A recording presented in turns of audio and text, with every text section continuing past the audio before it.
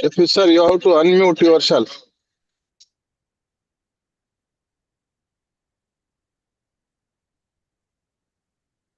Hi, madam.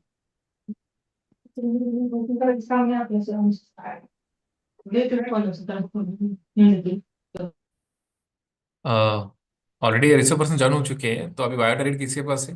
Roll number?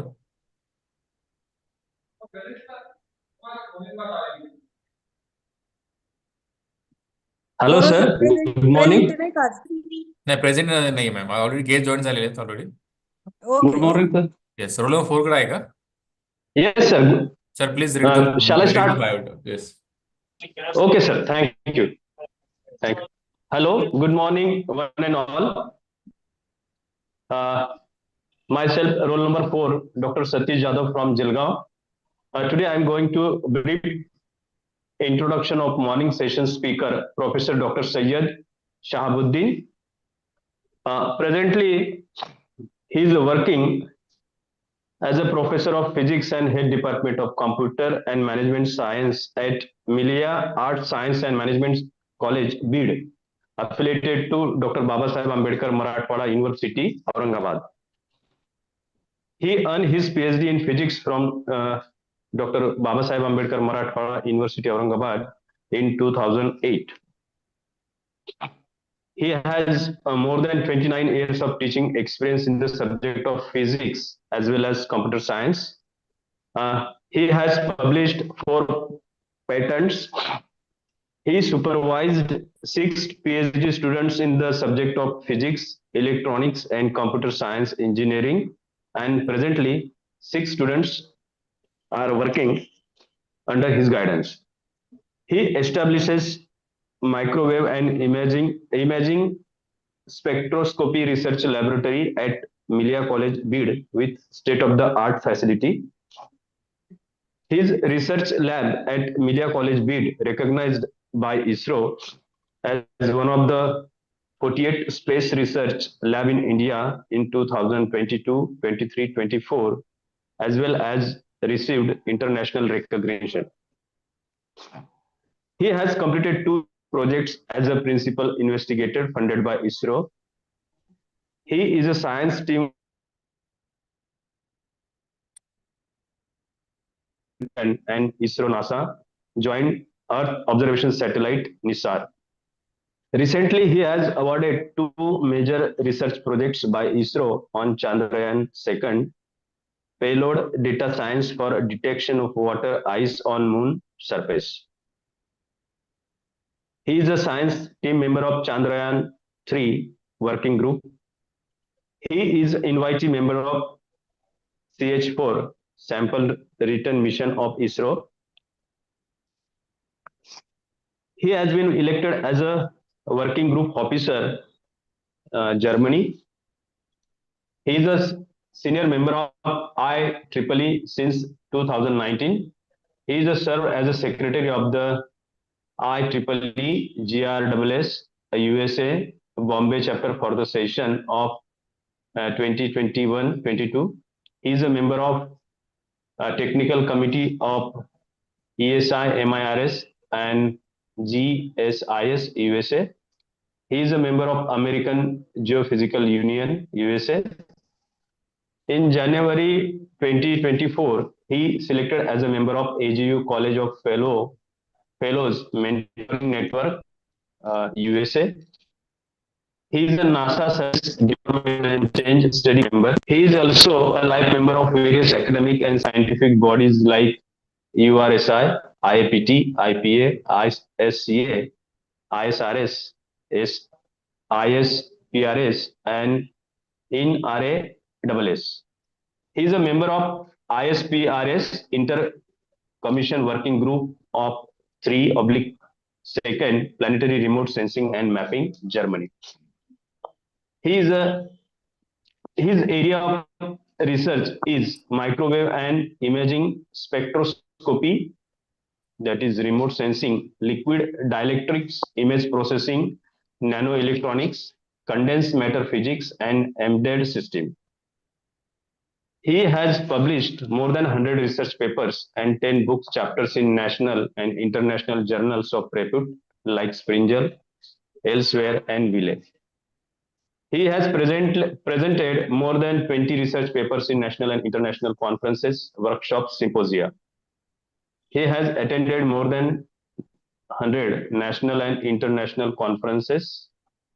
He has been invited as a session chair, keynote speakers at national and international conferences, workshops.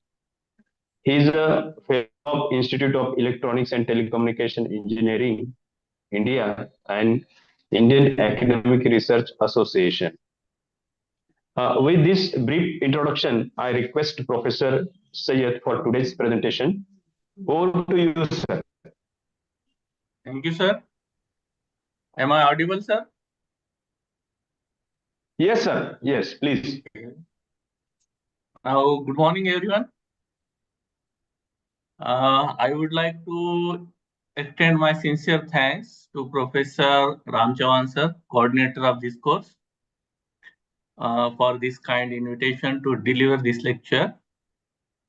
It is a truly honor to be here with you, addressing such a distinguished gathering of faculty members and educators who play a crucial role in shaping future generations. And your commitment to learning and teaching in this new field is very much encouraging to me also. Today, we will explore an essential and rapidly evolving field, the role of remote sensing in disaster management. Remote sensing is an interdisciplinary field. Actually, the definition of this field is very simple. Like we observe day-to-day life, one of remote sensing organs in our body is our eyes. Means eye is one of the one type of a payload to be attached with the human body. The simple definition of this remote sensing, it is that it is the process of collecting information or about an area or object from a distance without direct physical contact or without touching these objects. This is done using satellite, aircraft, drones that capture images and data in different forms such as light, infrared, or radar. This technology is widely used for mapping, monitoring environmental changes, disaster response, and resource exploration. Remote sensing is more than just a way to capture images. It is a powerful tool for understanding our environmental and predicting changes. From monitoring climate change, deforestation, floods, or to predict earthquakes and cyclones. Remote sensing helps better decision making capability and minimize the impact of disasters. In today's session, we will focus on how remote sensing can be effectively used in disaster management. We will discuss its role in GIS, means Geographical Information System, GIS integration, data processing, and various applications that can help you to use this technology for real-world problem solving or teaching in your academia. And now let us begin this journey to understand the latest advancement in remote sensing, its application in disaster management, and how we can use it to build a safer and more sustainable future. I look forward to an interactive and insightful discussion. Now let's start it. Now, Earth observation satellites. We are going to understand what is meant by fundamentals of remote sensing and why it is so important. We now observe that every day a large number of observation spaceborne and airborne sensors from many different countries. We hear the news like that India has sent 104 satellites, Europe has sent 84 satellites, and many more records are day-to-day creation and breaking of these records. But this massive amount of this data, remotely sensed data from these satellites, how we can use it to in our day-to-day life as well as disaster management. Also, there are a number of airborne sensors and सांगितलं नाही का some सांगायचं काहीतरी आपलं hello. Now, these satellites continuously monitor our planet, capturing real-time information that helps decision makers, scientists to analyze and respond to environmental changes. I have also shown you some of the Earth observation satellites. These satellites are from European Space Agency. You can clearly see in slides some satellites like Forum, Earth, Relo, Swarm, Psychosat, ProbeSat is a science payload satellites. Next, the important satellites are Copernicus satellites. You can see Sentinel series 1, 2, 3, 4, 5. Same, the different satellites have different types of payloads. Some are synthetic aperture radar satellites, some are optical satellites, some is pollution identification or mitigation types of satellites, or wind speed cycle identification satellites, and many more.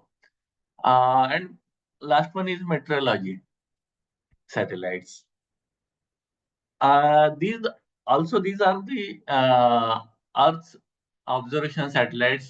Some is from India and as well as around the world. In the next session, I will be using Sentinel-1 dataset for hands-on practical session on earthquake mapping by utilizing these European Space Agency Sentinel-1 images. These are open source satellite images. Anybody can download. Also, I can show you how to create a your user profile in these websites. Also, you can download it, and how to process these data sets to understand different applications, especially in disaster management application. We will also explore how satellite data can be effectively applied for disaster assessment. These satellites, along with many others from various space agencies, provide crucial Earth observation data for monitoring and analyzing environmental changes and natural disasters. These are some remote sensing platforms. Firstly, we can understand what is meant by these remote sensing platforms. Remote sensing platforms refer for different ways of sensors that are positioned to collect data from the Earth's surface. The image categorizes remote sensing platforms based on altitude, mainly, ranging from near surface to high orbit satellites. Means some CubeSat have some 1 kilometer range, CanSat have 1 kilometer range, to the geostationary satellite 36,000 kilometer from the Earth's surface. Firstly, the near surface platforms, and these satellites are also called as ground-based satellites. These satellites includes Doppler radar, signals. It is used for weather monitoring, mainly rainfall and storms. It uses signals from mobile networks or radio waves for environmental monitoring. Also, the data collected by from Doppler radar by using mobile users. For example, we use some weather apps to manage, to understand is that any rainfall in our region or any heat wave will be coming to our region. Crowd sources environmental data also use, and some mobile rovers also have ground-based moving sensor. It will be used in field studies, and also these rovers are used in planetary expansion. You can know that Chandrayaan 3 have a rover who can landed successfully on moon's surface. The near surface platforms uses for local environmental monitoring, and it will be uses public participation in data collection. Second is important is UAV or unmanned aerial vehicles and drones. It have a low altitude around 1 kilometer from the Earth's surface. It includes small drones used for close range remote sensing. It uses high resolution imagery for agricultural and construction monitoring. It also monitoring to use the disaster affected areas. We can clearly know that when we use the drones in earthquake or flood like areas, we can identify local bodies to which area is most affected and where we can send the supplies or rescue missions. Also, it is used, drones use precision farming and wildlife tracking. Third one is airborne instruments. Airborne instruments have altitude 10 to 30 kilometers. It includes sensor mounted on airplanes and high altitude aircraft. It uses collecting high resolution aerial imagery, the mapping terrain, forest, and infrastructure. It conducting large scale environmental studies. Fourth one is a balloon based remote sensing. It have altitude nearly 30 kilometers. It includes status balloons fixed in one location for atmospheric observation and another type of stratospheric balloons which float at high altitude to capture weather and environmental data. It uses monitoring atmospheric conditions, weather and climate research. It captures images from above the clouds. And last is a satellite-based remote sensing. It have an altitude of 400 to 36,000 kilometers. Like CubeSat and HD video, small satellite is used for real-time imaging. Also, International Space Station play a bigger role to collect data from space around 400 kilometers. And major satellite missions like INSAT missions or IRS missions. It is a traditional Earth observation satellites like Landsat, Sentinel, and last one is a geosynchronized satellites. The major satellite missions like Sentinel or Landsat or EOS satellites from India having 6 to 12 days repeat cycle. But in geostationary or meteorological satellites located at 36,000 kilometers, and it is used for continuous weather monitoring in specific particular area.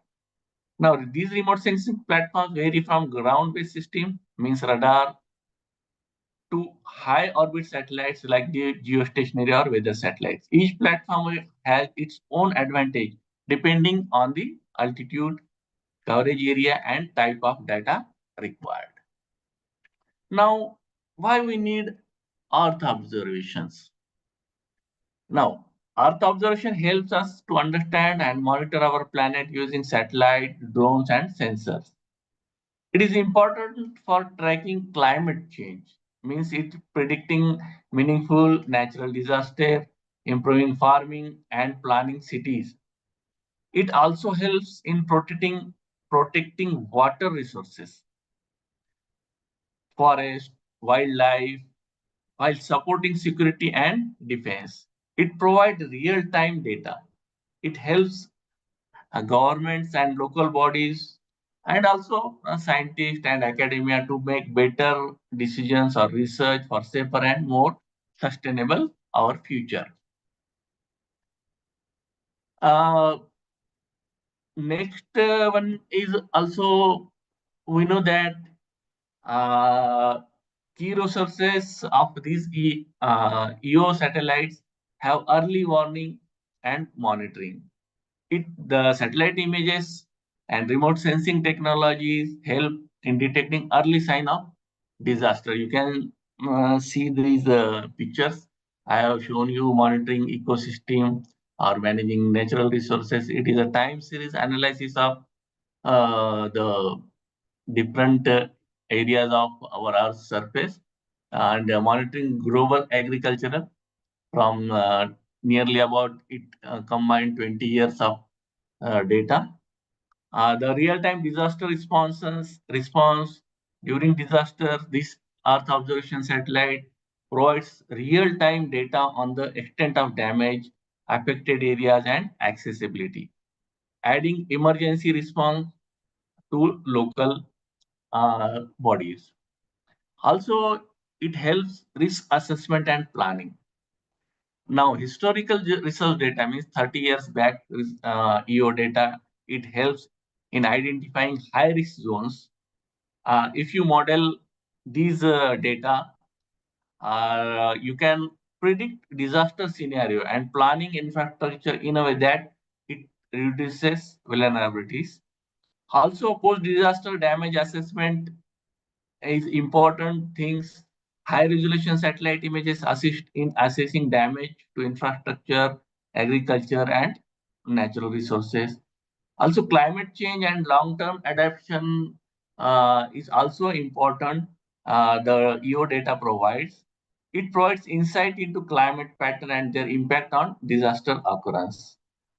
But integrating EO data with GIS and artificial intelligence in recent years, it helped disaster management authorities can enhance decision making and improve resilience against future disaster.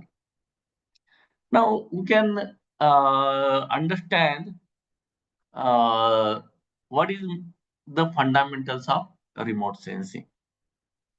The remote sensing you can see in the slides from instrument on the satellites means payload, different types of payload like synthetic aperture radar payload. It is in working in a micro region or optical payload.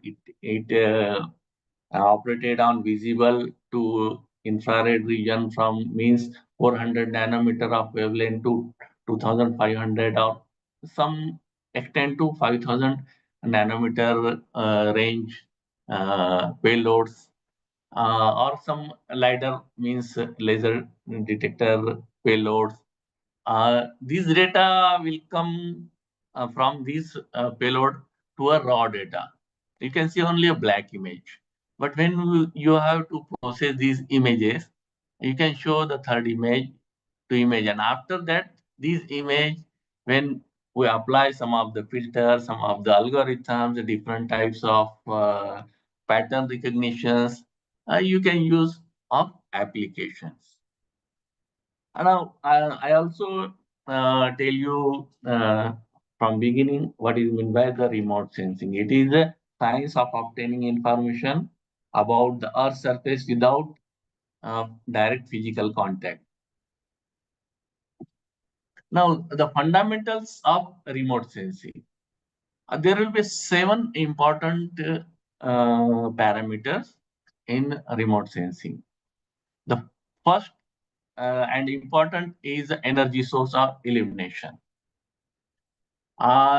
In energy source or illumination step, it is the basic and first requirement for remote sensing. It is have an energy source with illuminate to or provides electromagnetic energies to the target of interest. It will be our sun work as a energy source or some remote sensing satellites have uh, its own energy sources. There will be the 2 types of remote sensing. One is active and passive. I will explain in the next slide. Next step, important steps is radiation and the atmosphere. As the energy travels from its source to the target, it will come in contact with and interact with our Earth's atmosphere. It passes through it. This interaction may take place a second time as the energy travels from target to the sensor. Also, these in those 2 steps, some of the energy from transmitting or receiving energy, some of the energy has been absorbed by the atmosphere. Third part is interaction with the target. You can see the C part in the figure. Once the energy makes its way to the target through the atmosphere, it interacts with the target, depending on the properties of both the target and the radiation. And fourth step is recording of energy by the sensor. After the energy has been scattered or emitted by the target, we require a sensor. It will be not contact with the target, means it is a remote sensor to collect and record these backscattered electromagnetic radiation. And fifth part is transmission, reception, and processing. You can see this step E or fifth step. The energy recorded by the sensor has to be transmitted, often in electromagnetic form, to a receiving and processing station where the data are processed into an image. It will be a hard copy or in a digital form. Basically, in today's scenario, there will be a digital form images or digital form raw data will be available to process. Fifth part is interpretation and analysis. It is the part where we can interact with these data sets. The process image is interpreted visually and or digitally or electronically to extract the information about the target which was illuminated. And final step is application. The final element of this remote sensing process is achieved when we apply the information. We have been able to extract the form of imagery about the target in order to better understanding. It also reveals some new information or assist in solving a particular problem.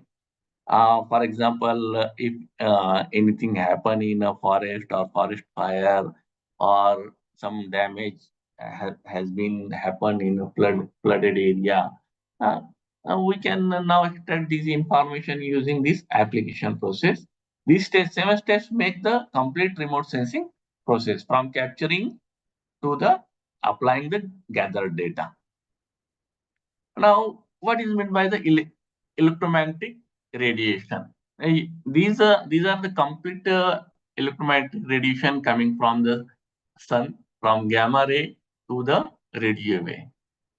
We can explain it using its wavelength pattern or those who have some physics knowledge, they know what is meant by wave, half cycle and full cycle.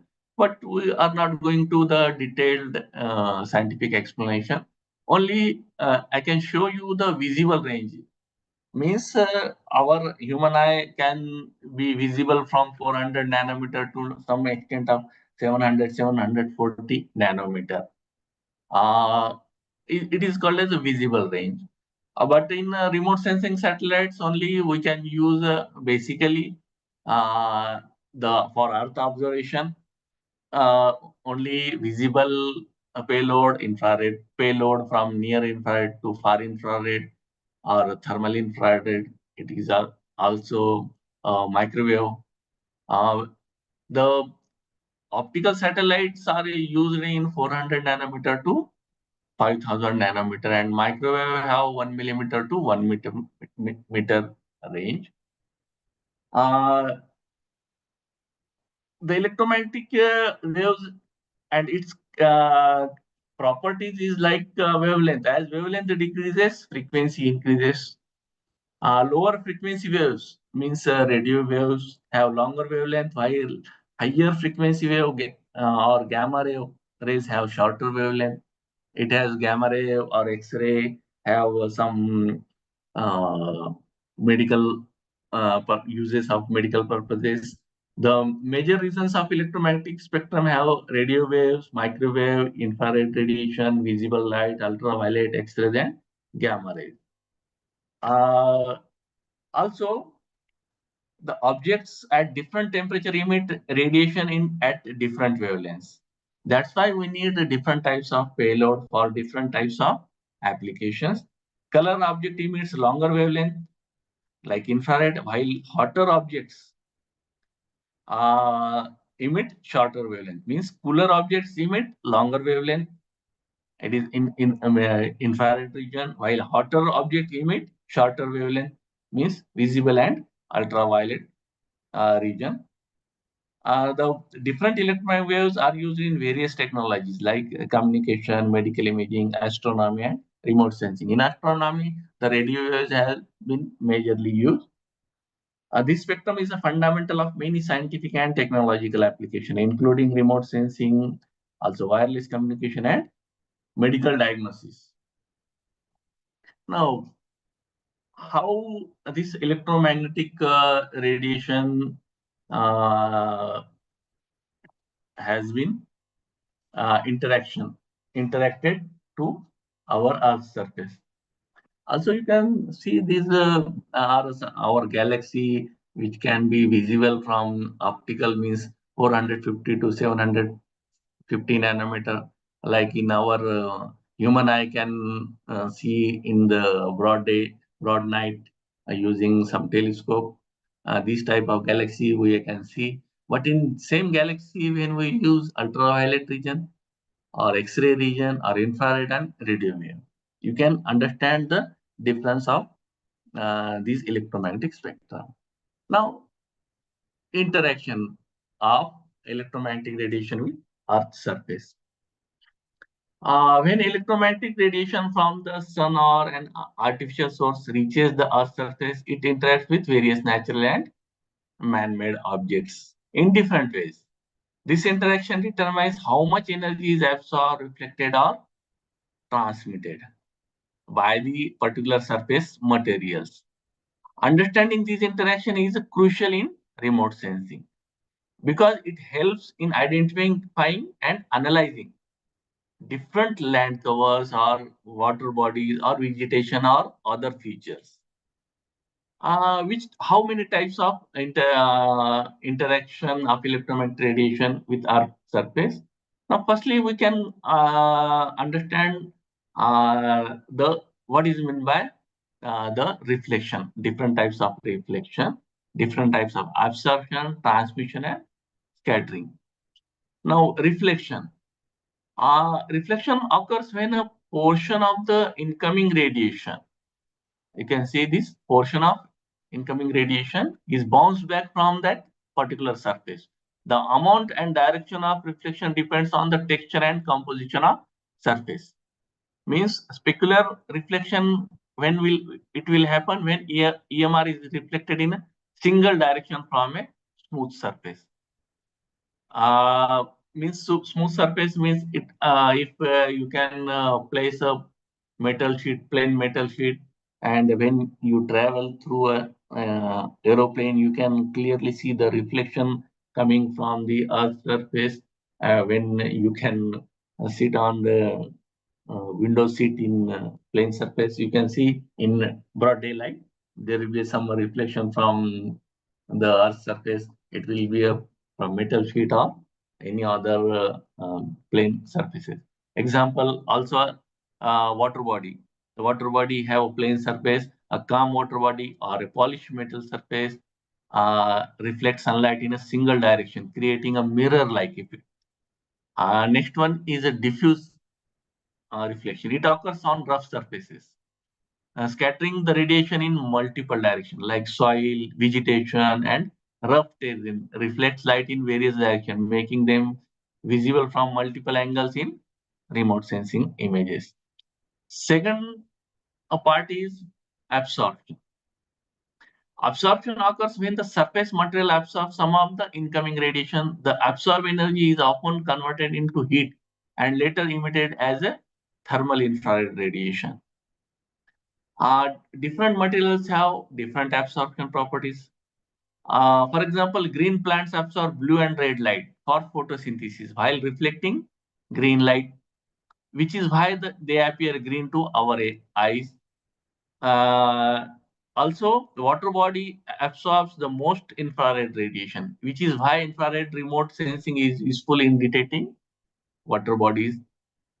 And dark asphalt roads or dumber road is simple in our simple language, absorb more solar radiation compared to concrete roads, making them hotter during the day. Now, transmission. Third part is transmission. Transmission happens when electromagnetic radiation passes through a material without significant absorption or reflection. The amount of transmission depends on the wavelength and the material's properties. For example, visible light passes through a clear glass, which is why we can see through windows. Shortwave radiation means visible light penetrates water, allowing sunlight to reach underwater plants, while infrared radiation is mostly absorbed. Also, in the atmosphere, certain gases allow some radiation to pass while absorbing others. This is why the Earth's atmosphere is transparent to visible light but absorb much of the infrared radiation, creating the greenhouse effect. And the next part is scattering. The scattering occurs when EMR interacts with small particles or irregular surfaces, causing the radiation to spread in different directions. The degree of scattering depends on the wavelength of the radiation and the size of the particles. Ray-light scattering happens when particles are much smaller than the wavelength of light. For example, the blue sky result from light scattering, as shorter blue wavelengths scatter more than red ones. Mild scattering occurs when the particles are similar size to the wavelength of the radiation. Example, like haze, dust, and smoke in the atmosphere scatter light, making the sky appear white or gray on polluted days. And non-selective scattering.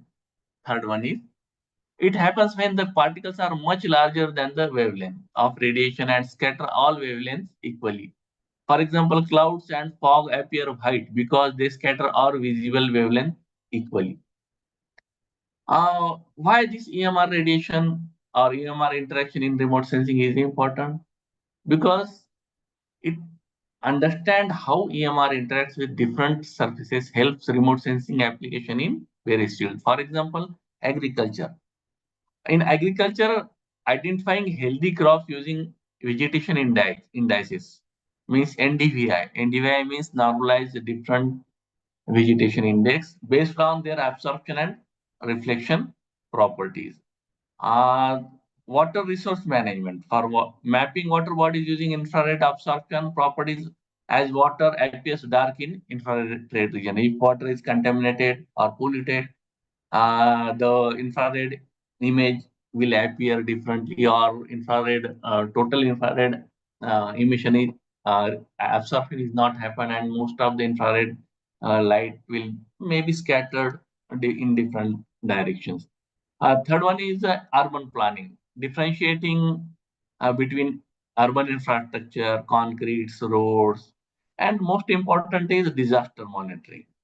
When we understand this agriculture, water, and urban signatures, we also understand how disaster monitoring will happen using remote sensing.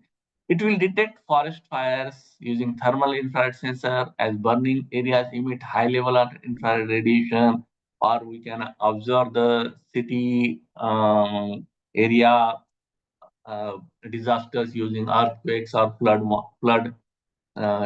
monitoring. Also climate studies. And this is the importance of the interaction of electromagnetic radiation with Earth's surface. It is the fundamental to remote sensing.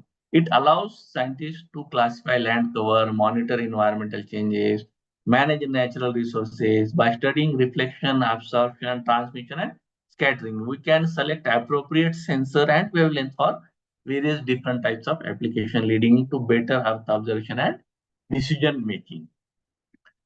Next one is important part of this remote sensing is spectral signature of Earth's surface. You can see these two graphs. One is from 400 to 800 nanometer, and another one is 400 nanometer to 2400 nanometer. You can clearly show the different types of absorption and reflection properties of Earth's surface, like clear water, turbid water, dry soil, wet soil, uh, vegetation, it means needle leaf, broadleaf vegetation, clouds signature, and snow and ice signature. Also, you can see this second graph. That this I can show you the spectral signature. It is a unique and very different materials on our surface. Like it's absorb or transmit electromagnetic energy. This will be absorption and transmission curve in various wavelengths. This response allows the remote sensing to distinguish between them land cover types such as vegetation, soil, water bodies, and many more. Vegetation reflects near infrared radiation strongly, making it useful for monitoring plant health, while it absorbs blue and red light for photosynthesis, giving leaves their green appearance. And water bodies absorb most infrared radiation, making them appear darker in remote sensing imagery, while they reflect shorter blue and green wavelength, giving them a blue appearance in satellite images. Soil reflectance depends on moisture and composition.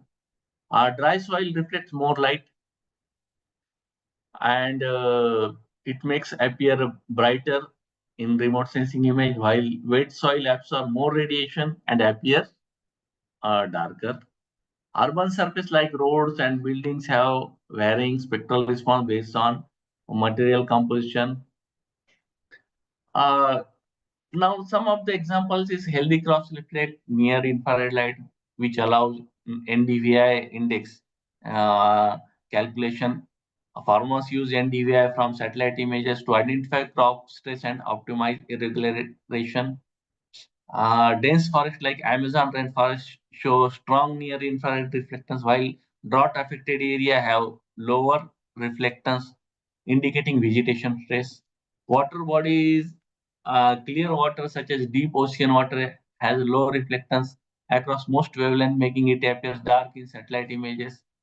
Sediment-rich river water like Gangas or Godavari during monsoon shows higher reflectance in the visible spectrum due to suspended particles.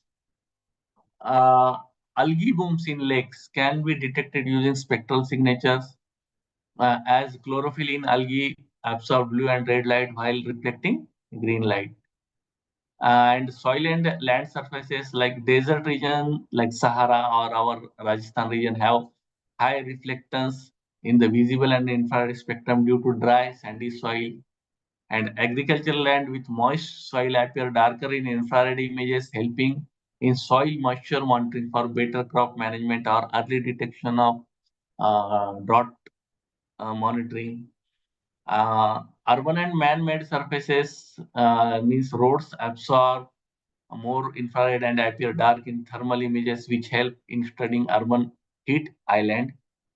Concrete rooftop in industrial zones reflect more visible and near infrared light, making them distinguishable from vegetated areas in urban planning. And these spectral signature are fundamental in remote sensing, helping to identify and classify different materials on Earth's surface by analyzing how different surfaces interact with electromagnetic radiation. It enables better monitoring of natural resources and disaster management for tracking different landscapes. Now, there are two types of remote sensing. One is passive remote sensing and another one is active remote sensing. Passive remote sensing relies on natural sources. Release of means energy for primarily it will be depend on sunlight.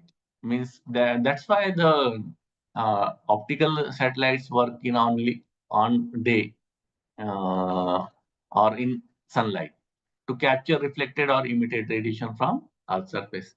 Sensors in passive remote sensing detect naturally occurring radiation, making it useful for application such as land use mapping, vegetation monitoring, and climate studies. It includes optical remote sensing. The satellites are Landsat, MODIS, and Sentinel-2 satellites. On the other hand, active remote sensing uses an artificial energy source or its own energy source to illuminate the target and measure the reflected backscatter signal. This technique is widely used for applications such as terrain mapping, weather monitoring, oceanography, disaster management. The radar means radio detection and ranging employs microwave, having a wavelength 1 millimeter to 1 meter to detect objects and terrain features such as SAR satellites or SAR payload, synthetic aperture radar satellites. LiDAR means light detection and ranging satellites.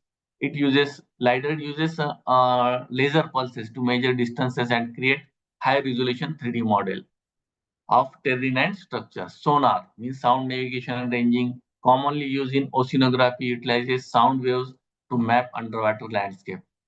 And now, remote sensing also classified on the base of platform use. The platform use base means, just hold on. Like ground-based remote sensing, it involves sensor mounted on tripods or vehicles, such as soil moisture sensor. Aerial remote sensing uses aircraft or drones, UAV, capture high-resolution imagery. Additionally, remote sensing can be categorized based on electromagnetic spectrum used. Optical remote sensing captures data in visible spectrum and infrared spectrum. There are three types of optical remote sensor. Means multispectral, hyperspectral, and thermal remote sensing. I can explain in next slides. It will help fire detection and urban heat island analysis. And micro remote sensing is capable of 24-hour surveillance because it have its own energy sources. It will sense the Earth surface day as well as night or in all weather uh, capabilities. Or also it penetrates through clouds, cyclones, or typhoons. Understanding the different types of remote sensing is crucial for selecting the right technique for various environmental or meteorological, agricultural, disaster management applications. By leveraging these technologies, scientists can monitor, analyze, and manage Earth's natural and to build to understand the different types of phenomena occurring in Earth's surface. Now the okay. Key remote sensing technologies, other remote sensing, we can understand the what is meant by SAR, what is meant by LiDAR, what is meant by thermal imaging. Okay. The next one is a based on platform. Ground-based remote sensing involves sensors installed on Earth surface using tripod, towers, or our vehicles. In four-wheeler or two-wheeler, you can also install these ground-based remote sensing payloads. These sensors are placed close to the object being studied that prove precise measurement of environmental conditions. Soil moisture sensors, for example, uh, soil moisture sensors measure water levels in soil, helping farmers manage irrigation efficiently. Weather station record temperature, humidity, and wind speed to provide real-time atmospheric data. Its application is from agricultural, meteorology, environmental studies. And aerial remote sensing have high-resolution aerial imagery from airplane is used to map urban areas, forest, and coastlines. Drone surveys are used in precise farming, construction planning, and disaster management. Also, third one is a satellite sensor. We can also see from previous slide which type of satellite sensors are mounted on satellites orbiting on Earth's surface. Now, distribution of remote sensing technology. You can see the major share of the remote sensing satellites are captured by the optical sensors because it is mostly widely used and simple to build, and it's simple to analyze the data sets. It has a 40% remote sensing technology, making them the most commonly used in Earth observation. These sensors function much like a regular camera, capturing images using sunlight across visible, infrared, and near infrared wavelength. Their ability to monitor land, vegetation, urban areas, and natural disasters make them highly valuable for various applications. The examples of the satellites include Landsat, Sentinel-2, MODIS, some of the Indian satellites, IRS series satellites, or Cartosat series satellites, which are frequently used for land use mapping, agricultural monitoring, and disaster assessment. Next, the major share, 30% share, is the second most used uh, technology, means synthetic aperture radar satellite. It is a microwave satellites. Basically, it have a majorly used in three wavelength range, is the C band, L band, and S band. Or some satellites are used in X band also, but majorly used in C band, having a nearly 5 centimeter wavelength.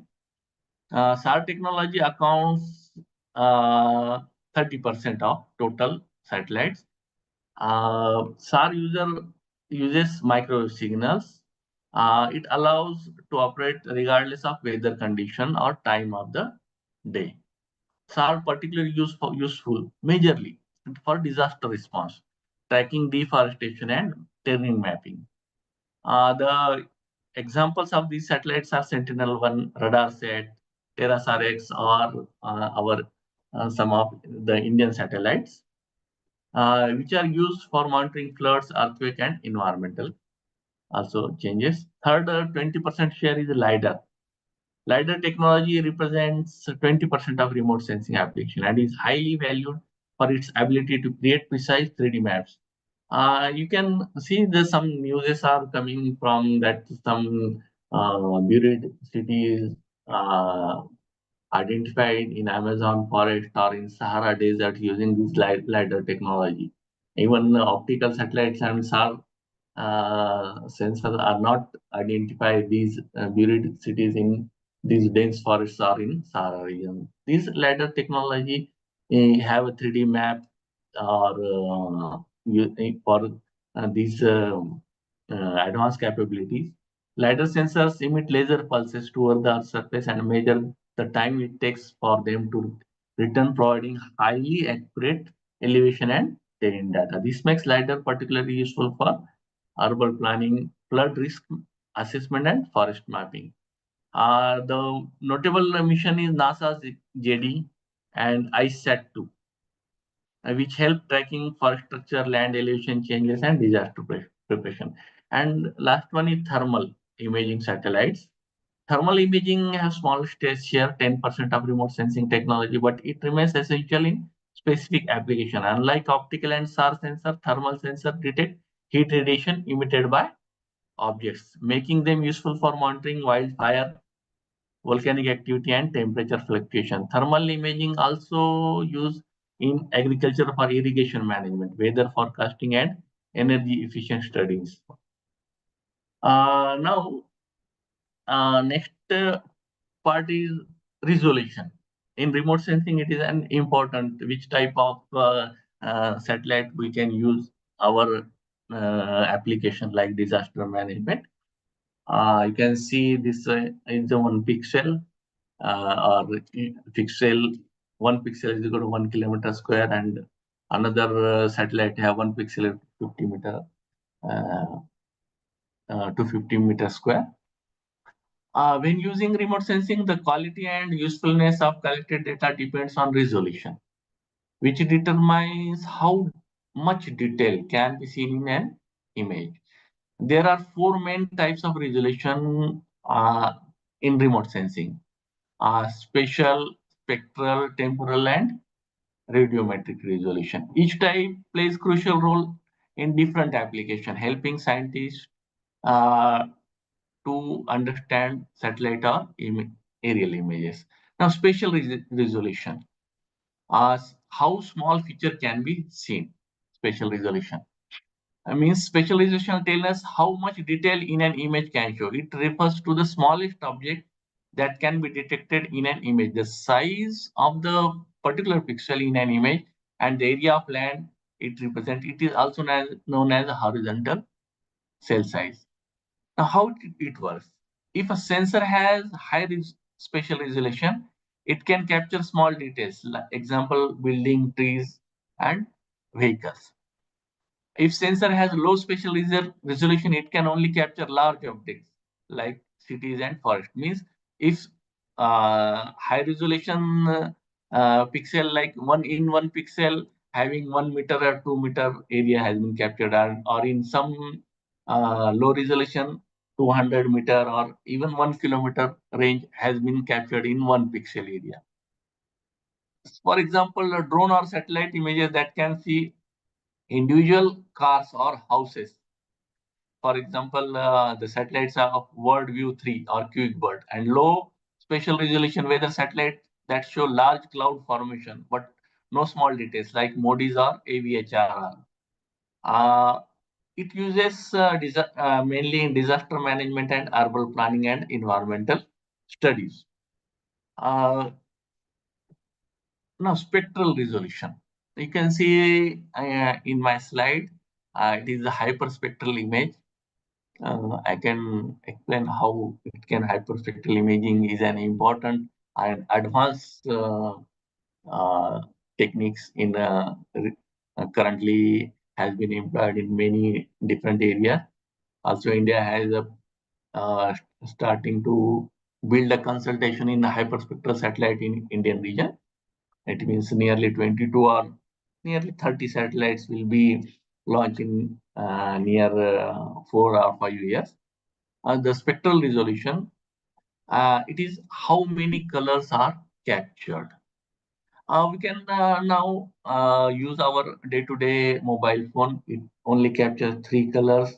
RGB means red, green, blue, and we can understand the how clear images using megapixel or something. But in remote sensing, spectral resolution is a different. Spectral resolution refers to a sensor's ability to detect different wavelength of light, because our mobile camera only capture in visible range, means RGB range 400 to 700 nanometer, and only 3 picture combines to create a particular RGB image. But in this case, some sensor captures only few colors like our mobile phone, and some sensor capture hundreds of different wavelengths, helping scientists to identify materials on Earth. Means if hyperspectral camera uses, it has 256 bands, means 256 photographs of each wavelength has been captured like cubes. You can see this cube, and when this 256 band can convert into single image, the image quality is much more clearer. The hyperspectral satellites is a Hyperion average. Now, spectral resolution describes the amount of spectral detail in a band. High spectral resolution means its band are more narrow, where the low spectral resolution has broader bands covering more of the spectrum. Also, we can understand the multispectral images for basically Sentinel-2 of European Space Satellite is open source satellite, or open source data has been available. It has a multispectral images having 12 bands, means from visible range to near infrared region. Hyperspectral imaging is a process used to obtain high spectral resolution imagery by dividing light into many narrow continuous spectral band across the electromagnetic spectrum, typically between visible and infrared wavelength. Different features on Earth's surface reflect, absorb, or scatter and emit light at specific particular wavelength, which creates a unique and characteristic spectral fingerprint that hyperspectral images are able to identify. Hyperspectral images has generally enhanced our perception of the Earth's surface and its future, and also other planets, space domains, which is a greater precision. Our awareness has been increased more and more. Multispectral images capture electromagnetic radiation in a smaller number, means typically 4 band to 36 band. But in hyperspectral, uh, nearly 256 bands, some of hundreds of bands, but majorly today's recent satellites are used 256 bands. The hyperspectral collects measurements from much larger of spectral bands, up to hundreds, which are adjacent to one another and cover narrow wave bands, like less than 10 nanometers. Hyperspectral images typically feature spatial resolution about 30 meter, means one pixel captures 30-meter area, 30 meter by 30 meter, means 900 square meter area. And their continuous spectral coverage permits the creation of spectral signature with no wavelength emission. Uh, Traditional optical images assigned to each pixel is a combination of RGB. I can tell you previously. Meanwhile, hyperspectral images assign the entire spectrum of light for each pixel. And now, spaceborne hyperspectral images has been primarily operated by government-led space mission. However, the last few years, it has seen an emergence of startup like HSI space companies launching their own consultation of hyperspectral satellite. Companies like Pixel, there will be two students from BITS Pilani. Uh, they start 2 or 3 years from hyperspectral satellite startup in Bangalore. Who have launched 2 HSI satellites in recent years, last 2 years. With the they have planning 24 consultation satellites. Orbital Sidekick, another satellite startup, currently launching its consultation of 6 GHOS, means Global Hyperspectral Observation Satellite. It is based on USA.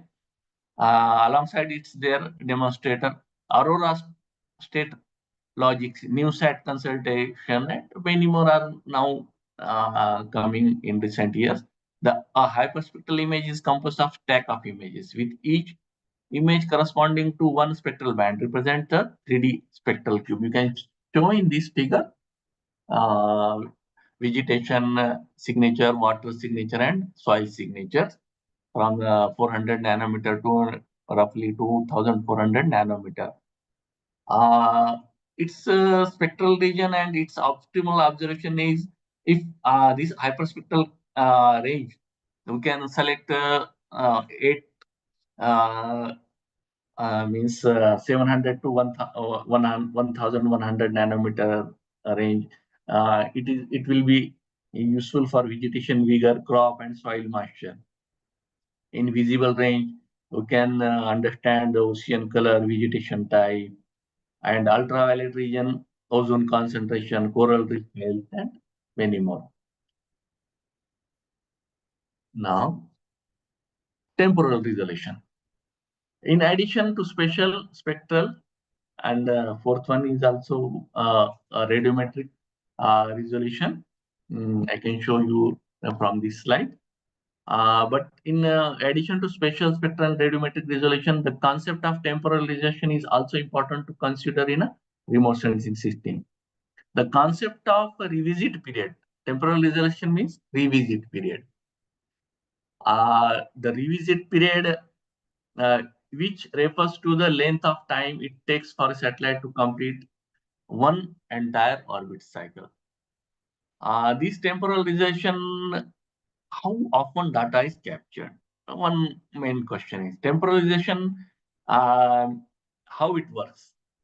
You can see this MODIS satellite. It has frequent observation 1 to 2 days, and its swath is 2,330 kilometers. Swath means I can show you in a next slide what is meant by swath. Some satellite images take images daily, while other take images once a month or longer.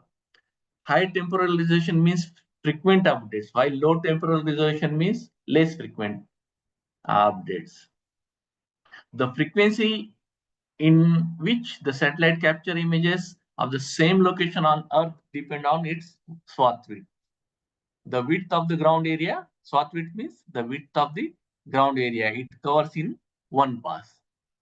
Wider swath means higher temporal resolution and narrower swath means lower temporal resolution. Swath refers to the width of the ground area that the satellite capture in a single pass. It is measured in kilometer and it determines how much the Earth's surface is covered during each orbit. Our main interest is in satellite Sentinel 2A, 2B having 5 days, Sentinel 1 having 12 days repeat cycle, or when we add Sentinel 1A, 1B, and recent launches in 4 or 5 months back, Sentinel 1C having 6 days combined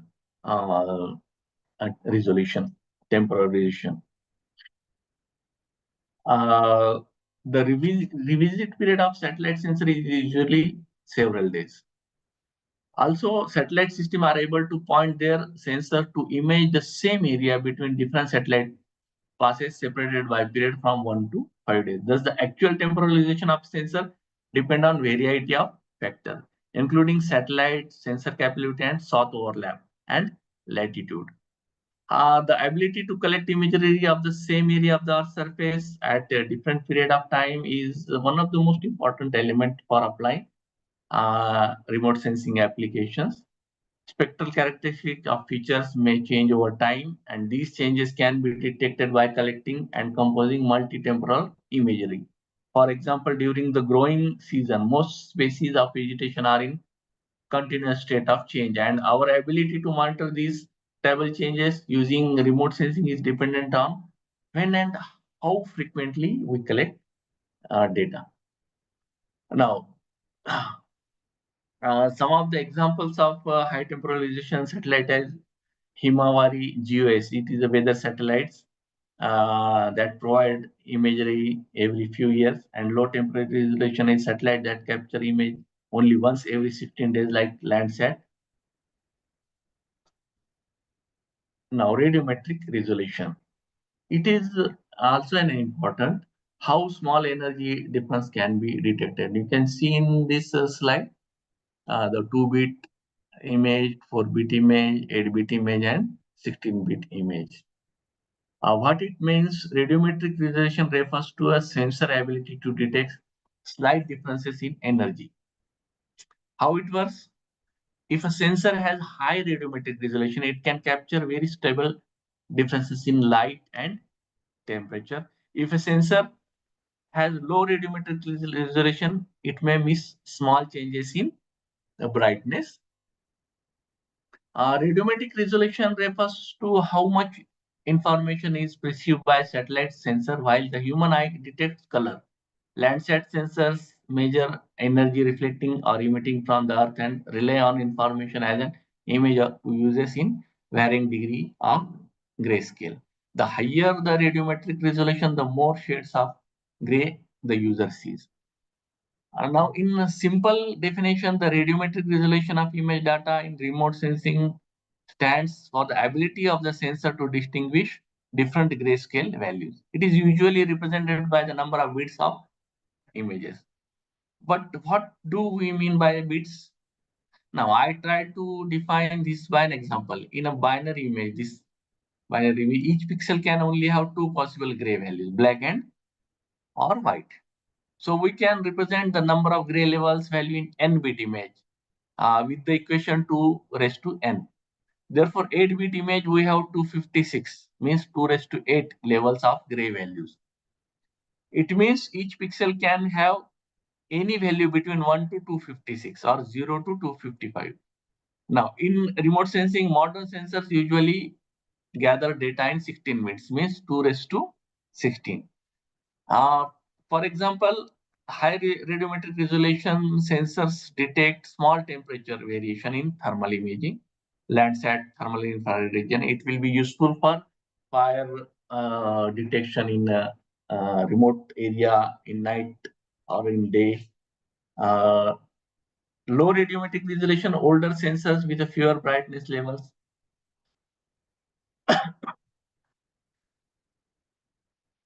Now, why it needed? Sometimes satellite images do not match exact geographic location due to the Earth's curvature, sensor angle, and Earth's surfaces. Okay, and that's why we need this radiometric resolution as an important factor. Now, data processing. You can see the flow chart, which actually I have used in one of my ISRO's project. We have developed a new type of algorithm or hybrid algorithm to identify soil moisture using nicer data. Nicer satellite is India and NASA's joint venture. It will be launched in this year, maybe within 1 or 2 months or in between 6 months. It is one of the high resolution L and S-band satellites having wavelength 12 centimeter and 6 centimeter each. And one of the advanced satellite, nearly for development of this satellite have 10-year time period, because I am attached this science team member from 2017, and actually it will started the project from 2014. Now, remote sensing data processing. Once remote sensing data is collected by satellite or aircraft or drones, it cannot be used directly because it may contains distortion, noise, or inaccuracies. To make the data meaningful and useful, it goes through a series of data processing steps. These steps ensure that the images are clear, accurate, and correctly aligned with the real world location. The 4 main steps of remote sensing data processing are pre-processing, enhancement, classification, and interpretation. In pre-processing, cleaning the raw data, radiometric correction means fixing brightness and color issues, geometric correction means aligning images to real world location, the enhancement, improving image quality, adjusting contrast, brightness, sharpness. Also, the classification is one of the important part. There will be a number of different classification techniques available. It helps to identify objects or land cover, and it is involved in grouping pixel into categories like water, forest, or urban area. Interpretation means extracting useful information. Pre-processing means first point is we can understand how it is an important. Pre-processing includes 2 key correction: radiometric correction means fixing brightness and color issues, and second is geometric correction means aligning images to real world location. In radiometric correction, why it is needed? The light detected by sensor can affected by atmospheric conditions, sensor error, or lightning variations. How it works? It adjusts brightness and color values to correct differences in lighting. It removes haze or distortion caused by atmospheric interpretation. For example, a satellite image taken in the morning may look different from one taken in the afternoon due to the sunlight angles. Therefore, the radiometric correction adjusts these differences. And the geometric correction, why it is important? Because it due to Earth's location, it will exactly align with the uh, exact geographic location to Earth's surface. How it works? It uses known references fine like roads, rivers, or basically GPS data. It removes distortions. For example, without geometric correction, a road in a satellite image might appear in the wrong location. Next point is enhancement. Why it is important and what is the key enhancement technique? There will be four: adjusting contrast, adjusting brightness, sharpening, and applying these to interpret and analyze. It increases the difference between light and dark areas to make details stand out. It balances the overall light levels to make the image clear. It increases the clarity of edges and boundaries between objects. Next important part is classification. There will be two types of basic classification: supervised and unsupervised classification. Supervised classification means the analyzer select known sample areas. For example, we know that water, forest, urban areas, and the computer classifies the entire image based on these samples. Unsupervised means the computer automatically group pixels with similar properties without prior knowledge. It is one type of artificial or machine learning algorithm. In land use classification, an image divided into categories such as forest, water bodies, agricultural land, and urban areas.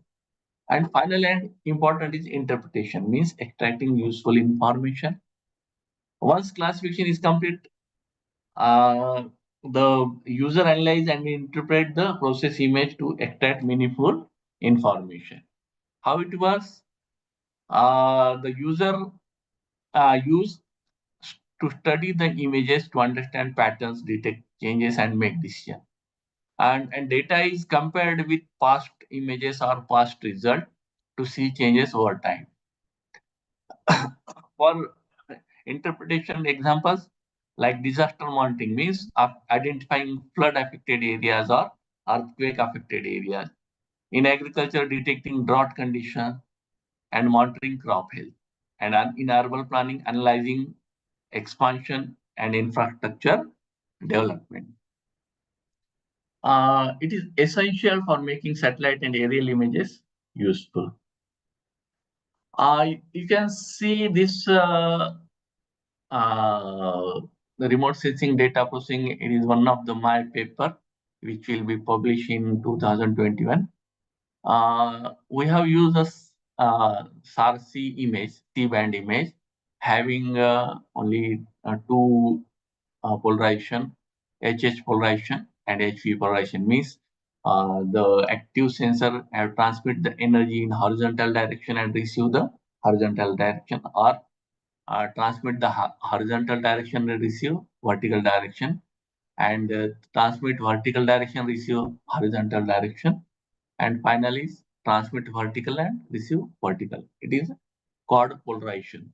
Means you can see the first A image is a level 1 quad pole data set of Cerro Largo, Chile, in Chile area. Chile is a country. uh, B is a poly RGB image. Poly is one type of algorithm of filtering technique we have used. Uh, Third and fourth is a supervised classification. We have used two types of supervised classification: VSHART and SVM, means support vector machine classify supervised classification. You can show these two classifiers have shown the dry snow is in red light red area shown. You can see the SVM classifier has been more in detail to understand the dry snow and wet snow. But in VSHART supervised classifier cannot clearly identify the dry snow and wet snow area.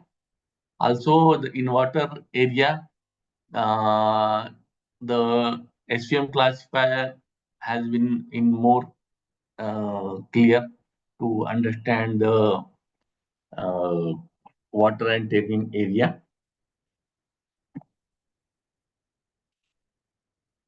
Now, disaster. Okay, just hold on.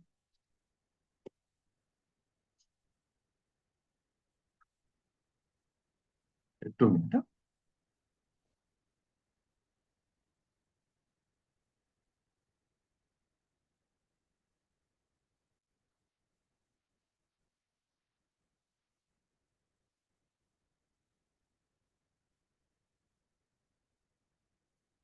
Okay.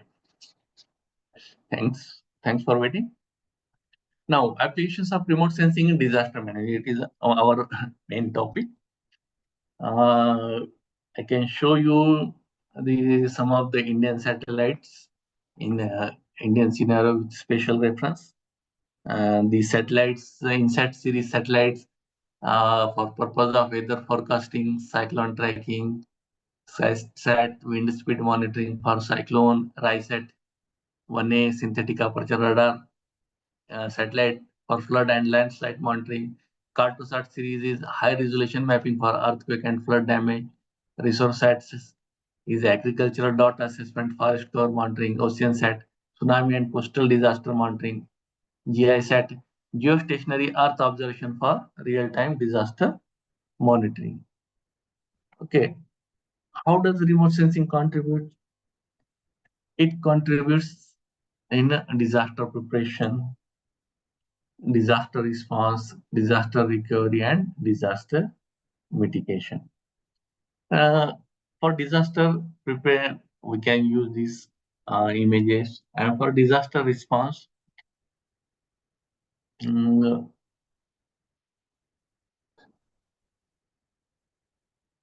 also we can use in a disaster recovery, disaster mitigation. Okay, this IIRS satellite system is a cornerstone of disaster management. Enabling early warning, rapid response, and long-term recovery effects. Now, we can go to the remote sensing hydrological disasters. In hydrological disasters, there are three types of disaster: flood monitoring, cyclone tracking, and drought detection and impact assessment. There are these threats cause severe damage to the human lives, also infrastructure and environment. Flood monitoring and mapping. Floods are one of the most frequent natural disasters in India, also as well as in the world due to climate change. It affects millions of people worldwide. Remote sensing provides real-time data. How it will be helped? Early warning system. Weather satellite provide rainfall intensity and cloud cover data for flood forecasting. INSAT 3D, SciSat 1 emerge from NASA, TRMM, and Sentinel-1 track these precipitation rates. Flood induction mapping. Optical and SAR sensors capture before and after images to assess flood areas. RISAT-1, Sentinel-1, and Cartosat 2 series satellites helps in detecting waterlogged regions even under cloudy conditions. Damage assessment and relief planning. High-resolution satellite imagery helps identify affected communications, road network, and agricultural losses. Also, GIS integration with remote sensing helps in relief distribution and evacuation planning. For example, 2018 Kerala floods. ISRO uses RISAT-1 and Cartosat-2 for real-time flood extent mapping and damage assessment. Remote sensing data was used to identify critical areas needing relief operations. Flood mapping satellites are Cartosat 2 series is a high resolution mapping for earthquake and flood damage. Now, cyclone tracking. Cyclones are several tropical storms that cause heavy rainfall, strong winds, and storm surges. Remote sensing provides crucial real-time tracking and intensify estimation. Geostationary satellite play an important role in cyclone tracking, like INSAT 3D, Himawari 8, NOAA, GOS, and SciSat 1 provides early cyclone warning. It tracks cloud movement, sea surface temperature, and atmospheric pressure. Also, SciSat 1 have a capability to predict cyclone path using wind speed, pressure system, and cloud dynamics. And storm surge and rainfall impact estimation also plays an important role for disaster management. using this satellite data, authorities have early planning to take up important steps.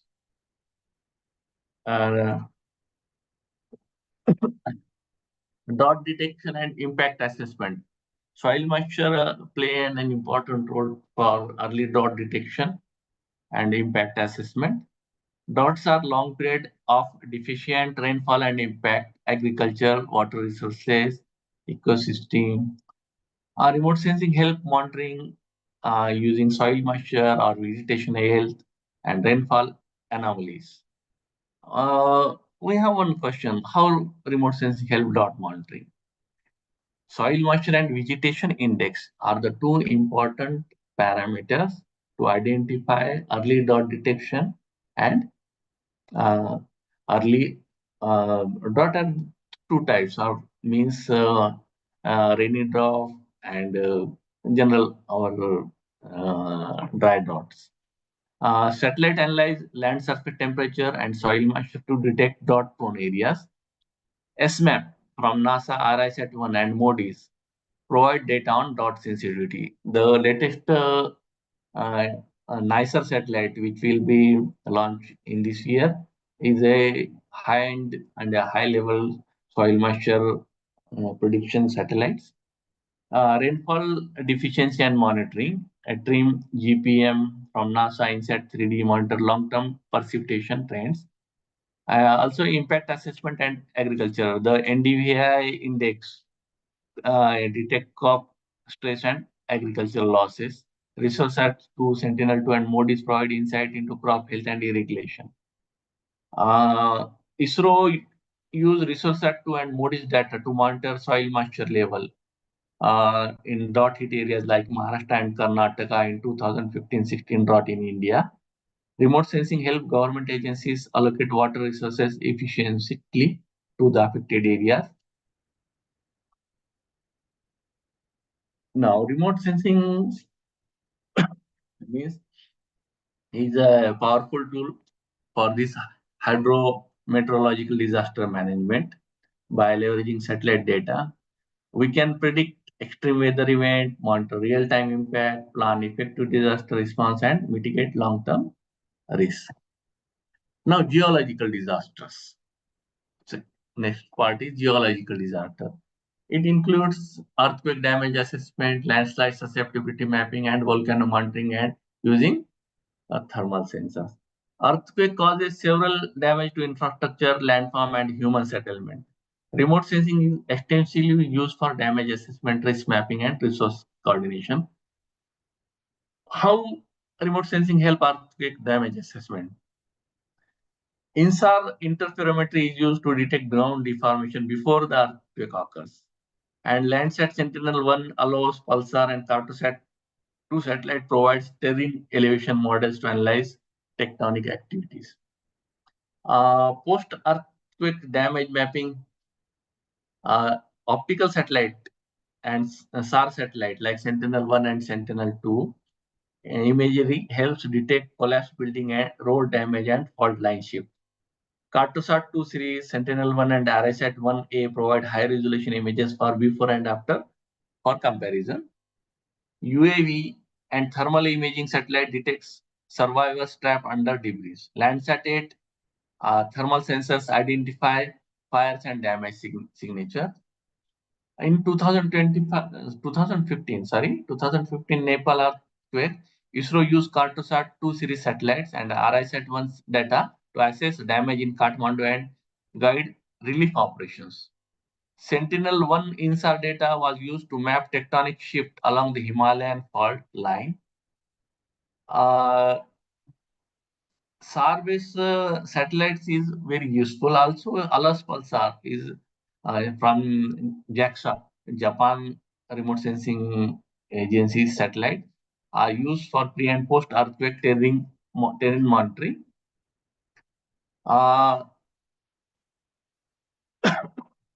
It predicts extreme weather events, monitor real-time impacts.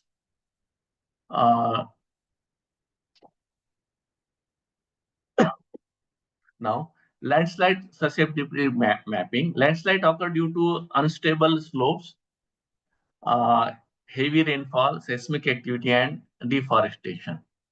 Remote sensing helps identifying high-risk zones, monitoring landslide events, and planning mitigation measures.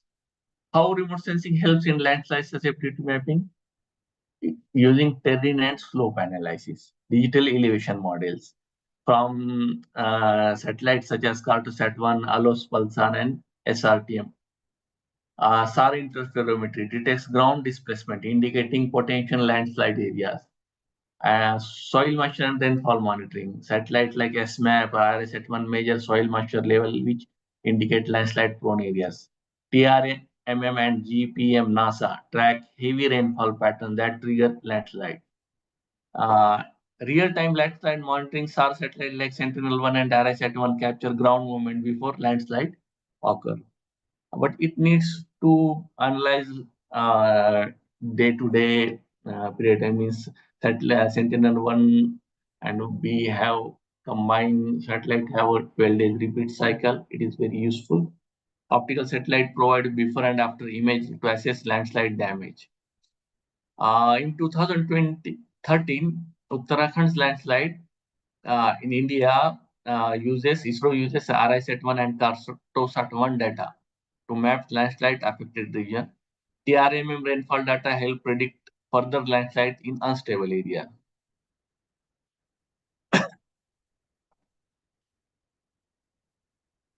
And the third one is volcano monitoring using thermal sensors. Volcanic eruptions release lava, ash, and gases, posing risk to population, aviation, and ecosystem. Thermal remote sensing is essential for detecting volcanic activity, predicting eruptions. Like MODIS, NASA satellite, ASTAR detect temperature changes in magma chambers before eruption. Landsat 8 TIRS means thermal infrared sensor helps identify hot spots and lava flows. Ash cloud and gas monitoring UV sensors onboard Sentinel-5 and OMI NASA satellite detect SO2 emission, which indicates volcanic activity. Himawari 8 and NOAA GOS track volcanic ash plumes that affect air travel, and lava flow mapping. Sentinel-1 and ALOS Pulsar predicts cloud to map lava movement.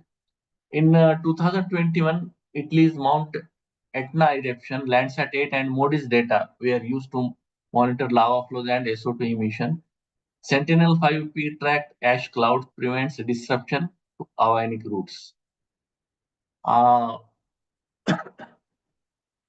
Now, environmental disaster. Next day. Environmental disasters such as wildfires, oil spills, and pollution have several ecological, economic, and sociological consequences. Remote sensing technologies play a crucial role in detecting, monitoring, and managing these disasters effectively. Wildfire detection and spread prediction. Wildfires are uncontrollable fires that spread rapidly in forest, grassland, and urban areas. They are triggered by natural causes like lightning, high temperature, or human activities like deforestation, arson, accident. In this year, the Americas uh, uh, California fire, which will be a major disaster using from human activities.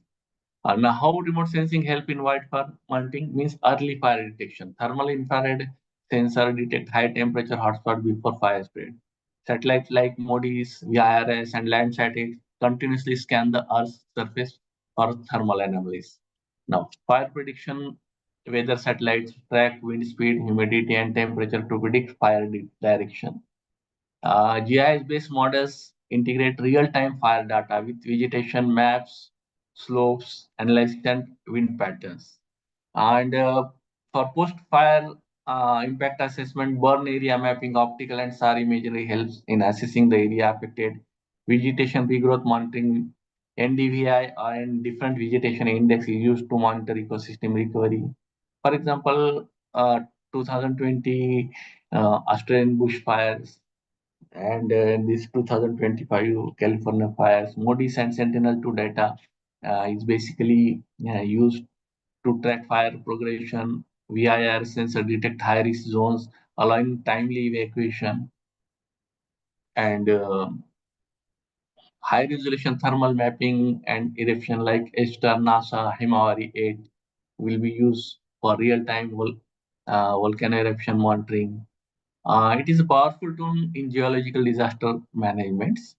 Early warning system for earthquake, landslide, and volcano. The remote sensing helps real-time damage assessment and long-term risk mapping. Now, advanced techniques. Advanced techniques. Just hold on. I think oil spill monitoring and pollution tracking. I missed. Okay. In oil spill occurs due to accidents in oil transportation, drilling, or pipeline failure, or damage in some tankers. How remote sensing help oil spill monitoring? STAR satellite detect oil slick on water even at night or in a cloudy condition. Optical sensor like Sentinel-2, Landsat 8 identify the color and reflectance difference between oil and water. Oil spread prediction, ocean current and wind data from altimetry satellite like JSON-3, Sentinel-3 predict how the spill will spread. Environmental damage assessment, NIR sensors monitor coastal ecosystem damage, multispectral and hyperspectral imaging track changes in marine biodiversity after an oil spill. For example, Gulf of Mexico in 2020, Deepwater Horizon oil spill, Sentinel-1 SAR data detected oil slicks extending over 149,000 kilometers square. Moody's thermal sensor track ocean temperature changes due to pollution. And third is pollution tracking and management. Pollution is also one major environmental disaster. Pollution in air, water, and land causes several health hazards, ecosystem degradation, and climate change. Remote sensing helps to monitor and mitigation pollution sources. Satellite-based aerosol and gas monitoring, UV and infrared sensors track pollutants like CO2, NO2, SO2, and particulate matter, means PM 2.5, PM 10. Sentinel 5P, MODIS, and OMI, ozone monitoring instrument, monitor air quality globally. Greenhouse gas, means GHG emission monitoring. GHGSat and NASA's OCO2 satellite measure carbon emission from industry and cities. Water pollution monitoring, multispectral satellite like Sentinel-2 MODIS track chlorophyll levels in ocean and lakes. For algae bloom detection, hyperspectral imaging also help identify algae bloom detection, also different types of pollution in water. Heavy metal and chemical contamination, infrared sensor detect industrial waste dumped into rivers and lakes. And land pollution and waste management, solid waste and landfall monitoring, thermal sensor detect landfall heat emission, indicating potential fires and methane gas leak. Landsat 8, a star, and Sentinel to monitor illegal waste dumping sites. In India, 2021 Delhi air pollution, Sentinel 5P is satellite detected high NO2 levels due to vehicular and industrial emissions. MODIS and OMI data were used to analyze PM 2.5 concentration across northern India. It will help by providing environmental disaster monitoring. Next one is advanced techniques and challenges. The first is data processing and GIS integration. GIS means Geographical Information System.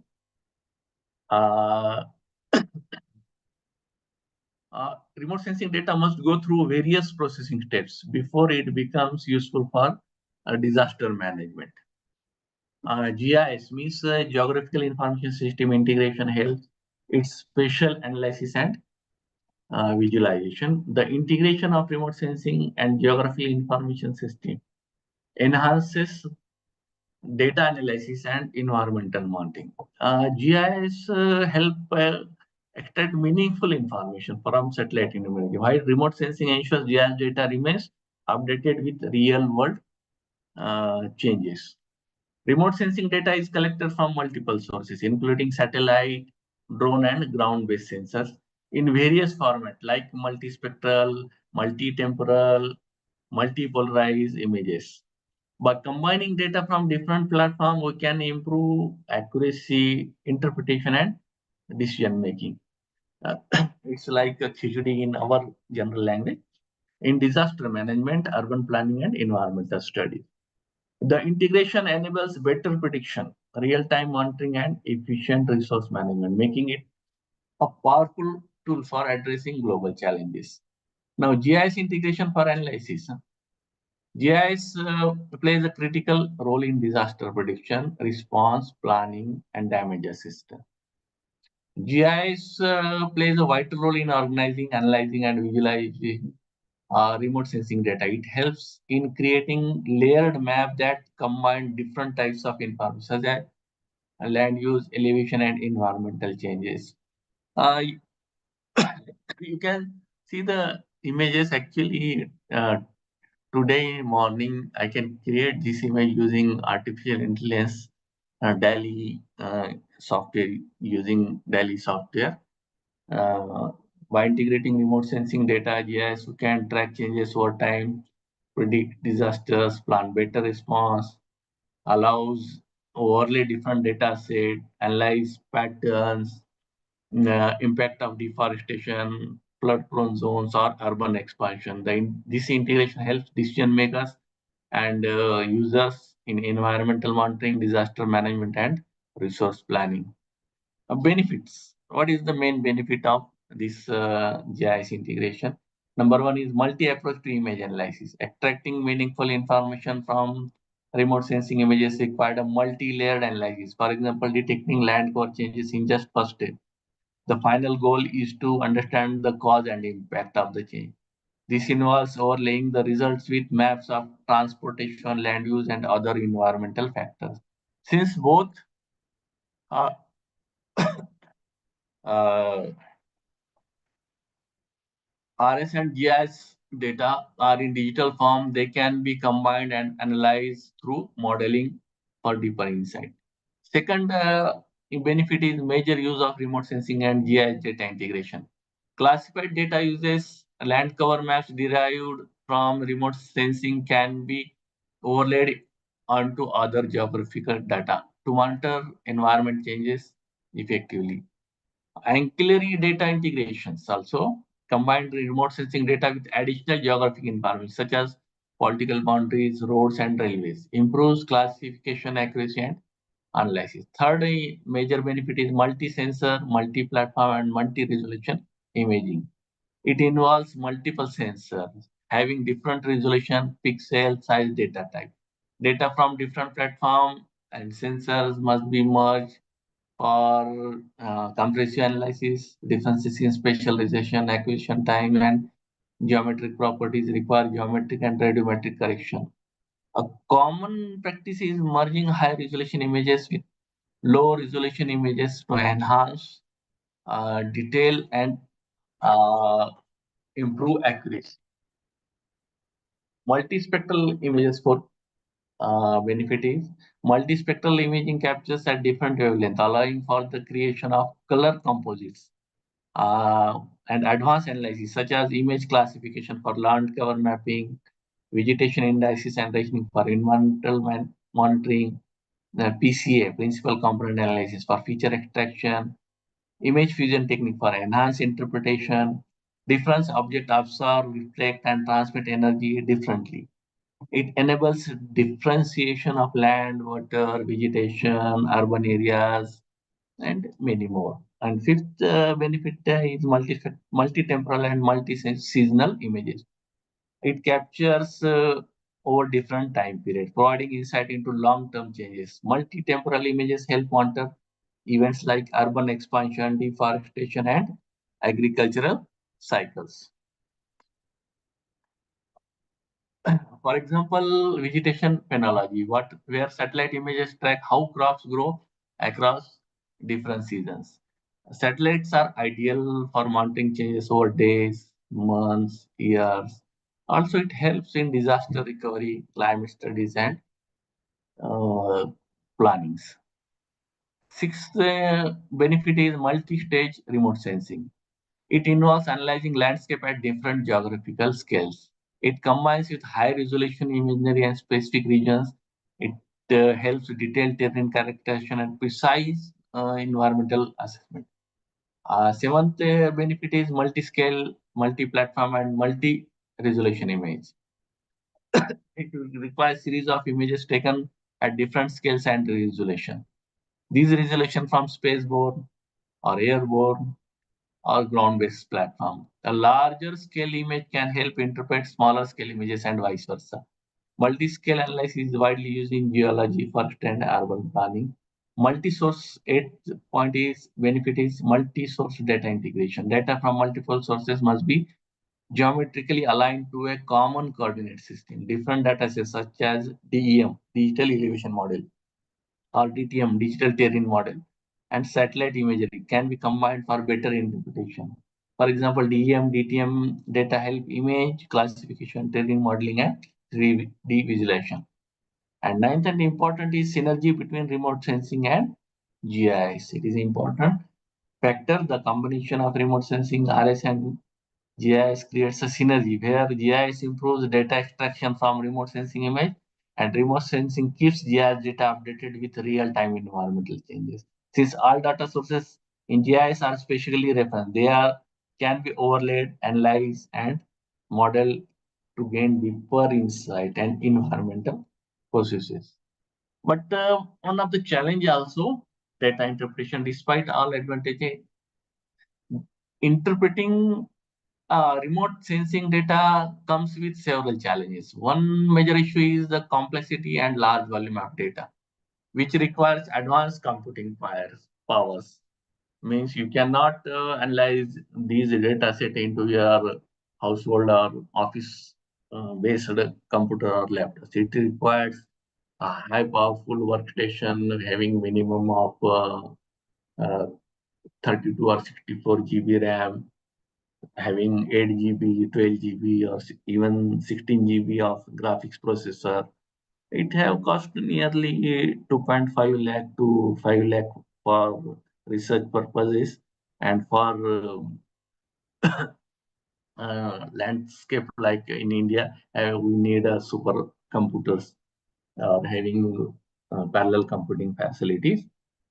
One major issue also is it can be affected by cloud cover, shadows, and atmospheric condition, making it difficult to extract accurate information. Another challenge is data integration from multiple sources. In different sensor, capture data in different various resolution, scale, and format. Combining them without errors is a complex task. Also, human misinterpretation of images can lead to incorrect, requiring expert validation through ground verification. To overcome these challenges, user can use AI, machine learning, and advanced image processing technique to improve data accuracy and automate analysis using big data analysis, machine learning analysis, or artificial analysis, or deep learning techniques. Okay. Now, AI and machine learning in disaster management. In recent years, the integration of AI ML has revolutionized disaster management. These technologies capable authorities and users and researchers to term predict, asset, and respond of disaster with greater efficiency and accuracy. AI-driven system leverage large-scale data from satellite, sensor, social media, also other sources to provide timely and actionable insight. This talk explores three major applications of AI and ML in disaster management. One is predictive analytics for early warning. Second is image classification for disaster impact assessment. Third is AI-based decision support system. Uh, disaster prediction and early warning AI models analyze weather patterns, seismic activity, and satellite images to predict cyclone, earthquake, floods, and wildfire. For example, AI-based model using historical flood data can predict flood-prone areas with high accuracy. Real-time monitoring and situational awarenesses. Machine learning process live data from satellite sensors, social media, and drones to provide real-time updates on disasters. For example, AI-powered Sentinel World radar imaging helps track flood extent even under cloudy conditions. Damage assessment and rapid response. AI-driven image recognition detects damage infrastructure and affected regions from satellite and drone imagery. For example, ML models, latest ML models are also you have if you go to the today's large language model, different types of apps or generative AI's application. You also now develop ML models and also to train post-earthquake or post-flood, pre-flood, and post-wildfire, wildfire images can classify, also classify collapse building, unsurface areas, and many more. And resource allocation is an AI optimizes emergency response and resource distribution based on population density, damage report, and accessibility. For example, AI-based GIS mapping helps government plan evacuation routes and relief campaigns. You can see these in current California wildfire. And for this, there will be a minimum human casualty will be happen. Now, post-disaster and risk reduction. AI analyze past disasters to improve urban planning, flood zoning, and climate adaptation strategies. Next part is just 2 minutes. Now, also one of the example is AI-driven models predict future droughts and water shortages for better water resource management. The challenges in AI ML for disaster management is data quality issue, computational requirement, integration with existing system. In integration with existing, AI must efficiently integrated with GIS, IoT sensor, and satellite network. AI and ML are transforming disaster management by making it faster, more accurate, and data-driven. With advancement in deep learning, cloud computing, and real-time analytics, AI will continue to enhance disaster preparation, response, and recovery in the coming years. Also, there are a number of training courses available in NASA websites. Also, ISRO has conducted a number of courses free of cost. You can now join these courses to understand how you can help disaster management. Okay. Okay. Just 2 minutes.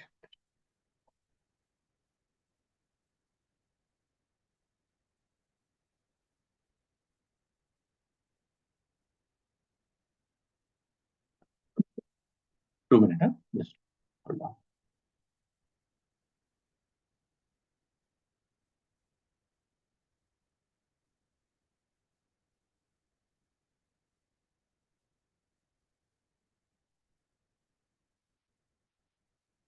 Now, we are going to,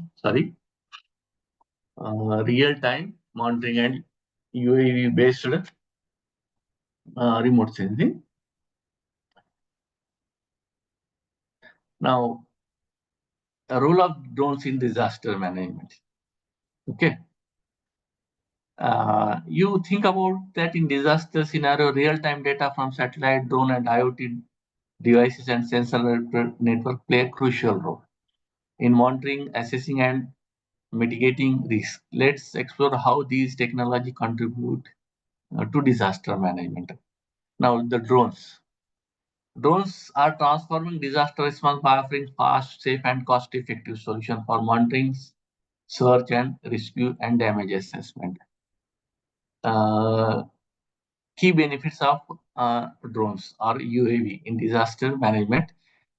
It's a rapid deployment. Drones can be deployed within a minute to capture aerial views of disaster hit areas.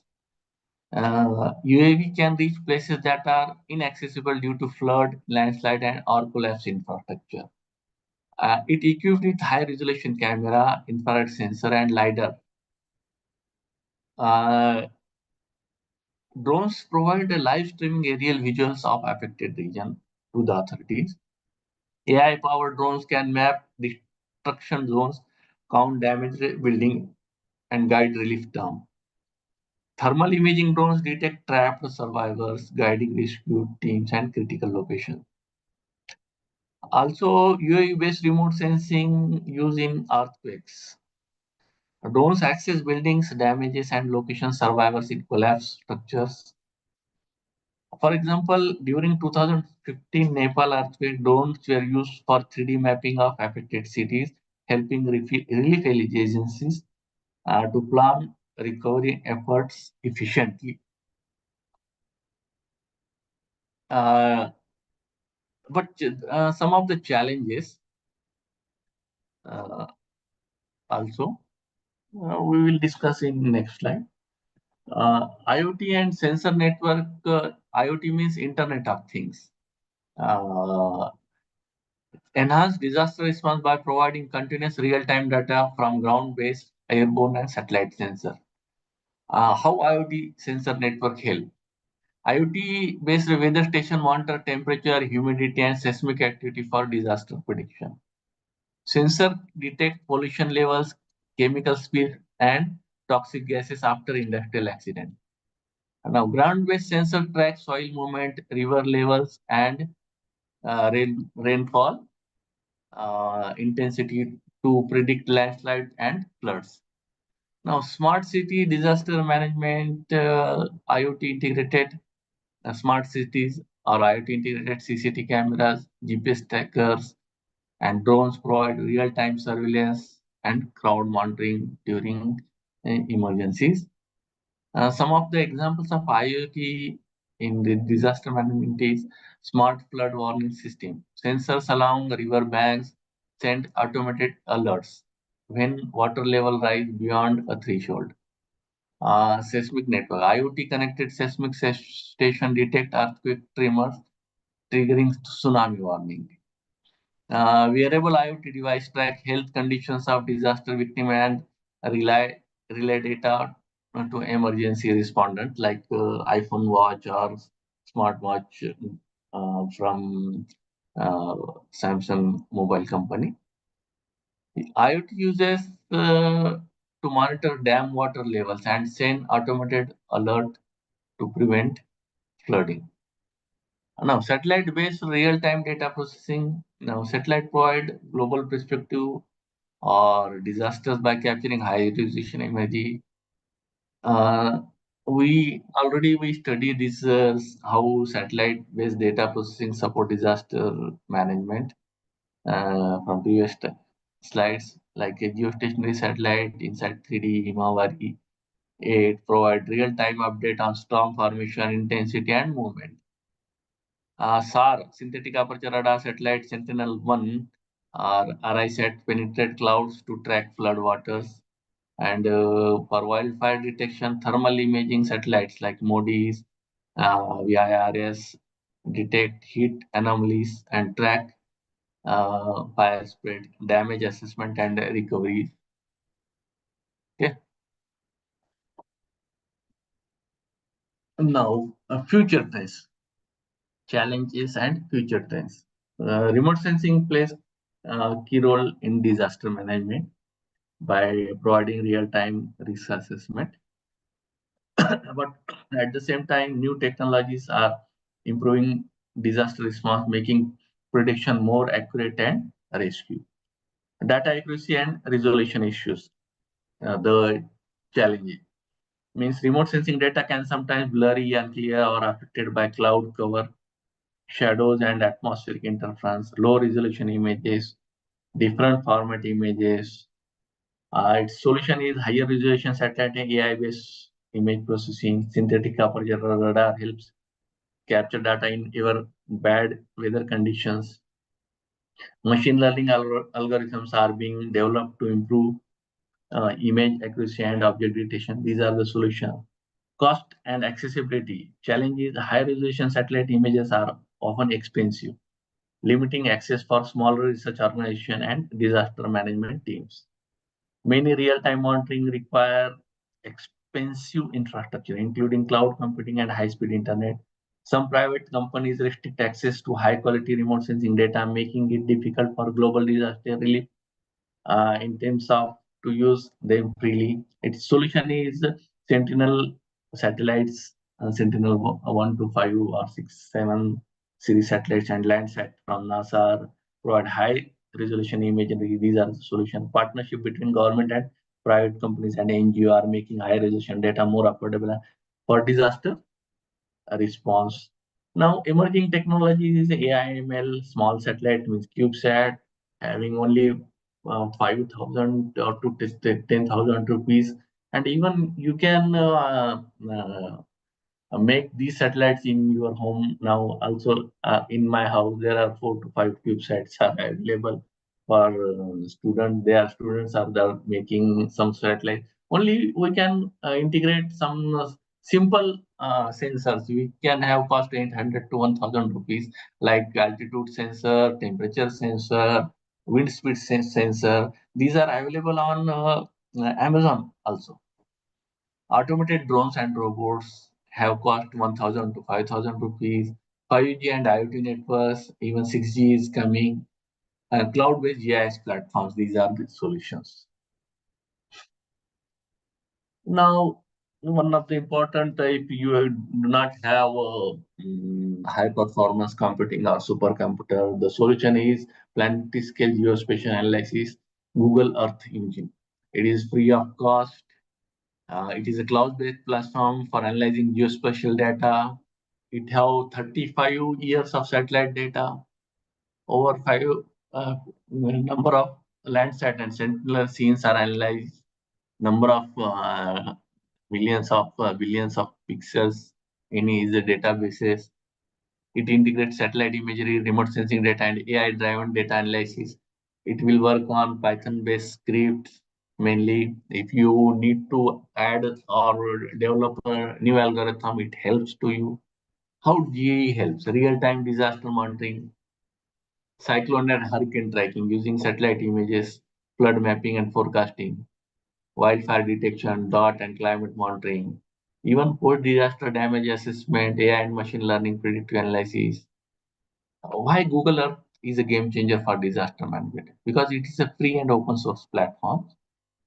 It provides free satellite imagery and powerful cloud computing tools. Only in your homemade simple laptop, you can get a command to Google Earth Engine, which will be situated in some America or any European countries. Free and open access, all data is available. Global data access combine NASA, ESA, Moody's, Landsat, and other satellite company. Fast processing on clouds. Also collaboration and real-time sharpening. How it will help in 2018 Kerala flood? Used to map flood affected areas and guide relief. Amazon wildfire 2022 or this in this year's California fire. COVID-19 lockdown impact. All will be using this Google Earth Engine. This is next generation digital Earth Engine. You can see these images of 35 years snow cover areas. Okay. Next generation digital Earth, global data access, fast processing on cloud, collaboration real time. This is the time series analysis of data. This is a coder, you can use it freely. Now, some of the data handling softwares. These are means SAR data, optical data, hyperspectral LiDAR, etc. The software, commercial software is NVM, MATLAB, or VIS, and open source is MIDAS, developed by ISRO. You can download freely from ISO's website. Python R, the Sentinel Toolbox, QGIS, Saga GIS, Pulsar Pro, and many more. These are some research paper, my research paper published, and these are in Lunar Surface Science Workshop held in 2022 at NASA. These are some research papers on Chandrayaan hyperspectral data. These are some books, chapters with some of the NASA scientists. I have written elsewhere book, chapter 10, climate impact and sustainability, Wiley, also of NASA and ISRO scientist.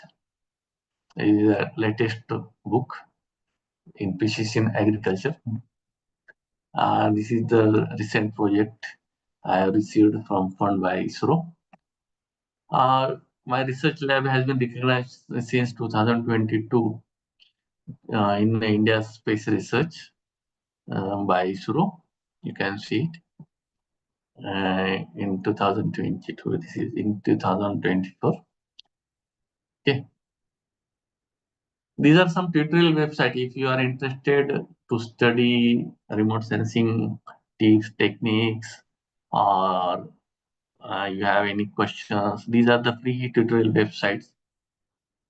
Thank you. Thank you, sir.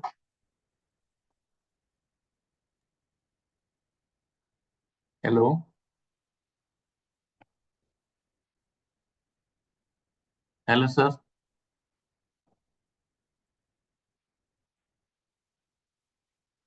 Hello, sir.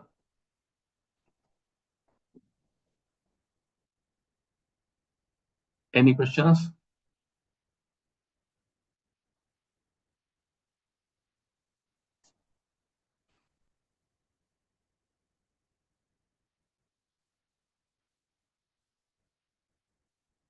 Hello, sir.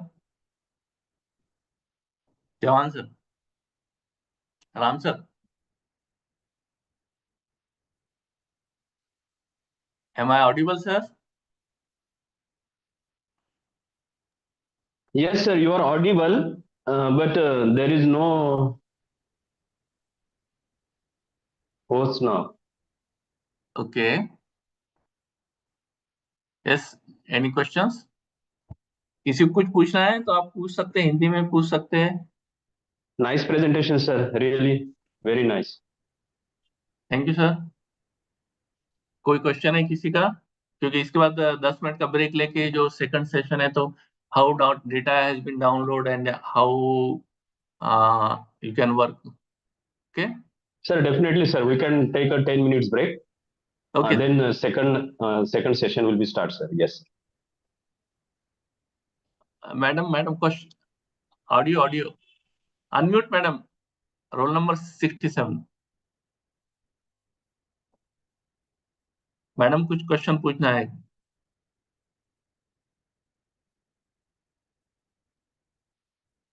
Unmute कीजिए sir.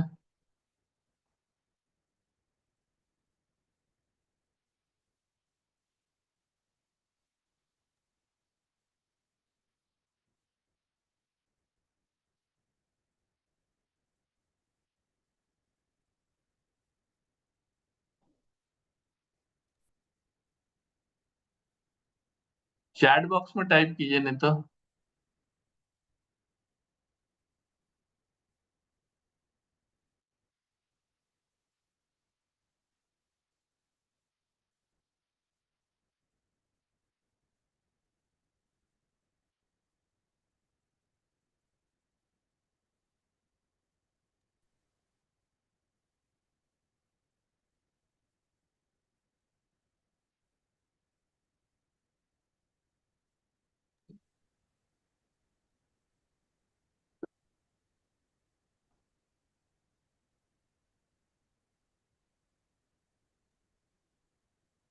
Participant कुछ question होंगे तो आप आपका mic unmute कर सकते हैं.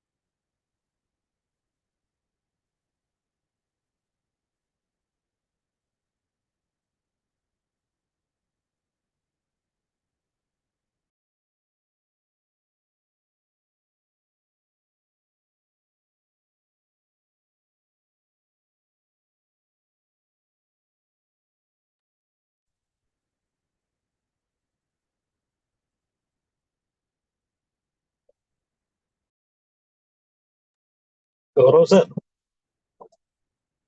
Hello hello.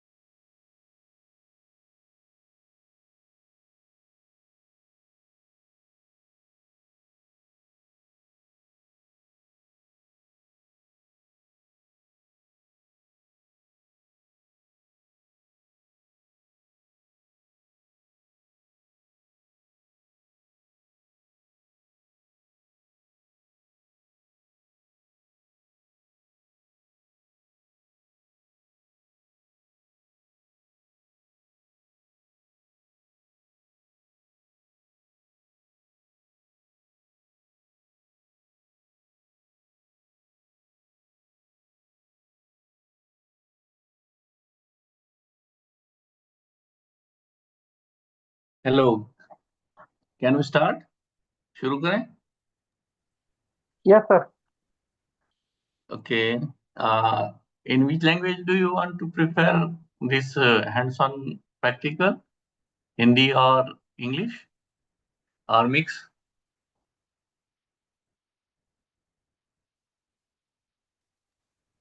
Anybody? Mix, sir. Mix ना? Okay, ठीक है, ठीक. Okay, अभी now first we are going to understand how to download data. Okay.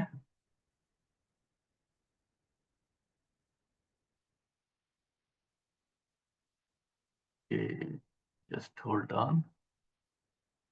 Good, good. Okay.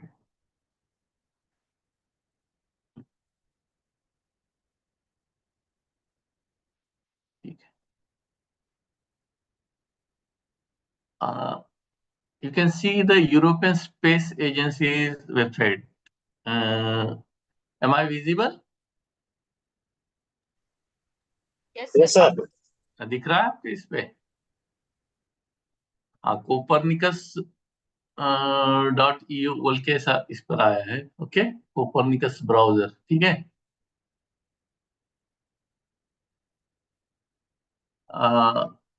देखिए यहाँ पर अब when we go to this Copernicus browser, this is European Space Agency's open source data platform. You can download data freely from this website. Firstly, you need to create a account on this website. Like जैसा आप Gmail account open करते हैं, the same process will be applied in here. Now, firstly, we can log in. Actually, मेरा तो खुद का ही एक account है. I have an account already.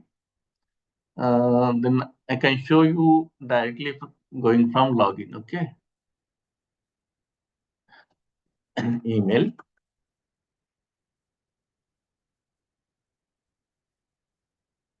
And password.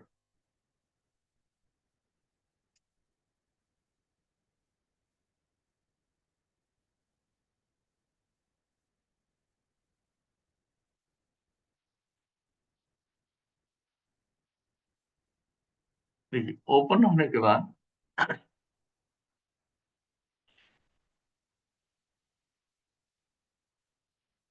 आपको डिफरेंट टाइप्स के यहाँ पर ऑप्शन भी दिखेंगे. And you can C a world map. तो एरिया ऑफ इंटरेस्ट हमारा India. Okay. And specifically Maharashtra.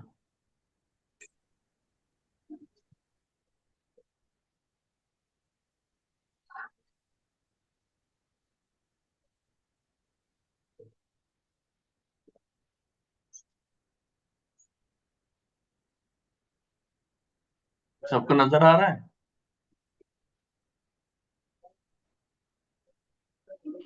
And in this search criteria, you can see the different Sentinel series satellites. Sentinel-1, Sentinel-2, Sentinel-3, 5P6, CCM Optical, CCM DEM, CCM SAR, and Global Mosaic. एक satellite का मैं बताऊंगा आपको only. ये filter लिया हमने, ये satellite सी SAR. और यहाँ पर मेरा एरिया ऑफ इंटरेस्ट है GRD डेटा सेट में फॉर डिजास्टर मैनेजमेंट. अब यहाँ पर मैंने लिया Sentinel-1A, 1B and 1C. Okay.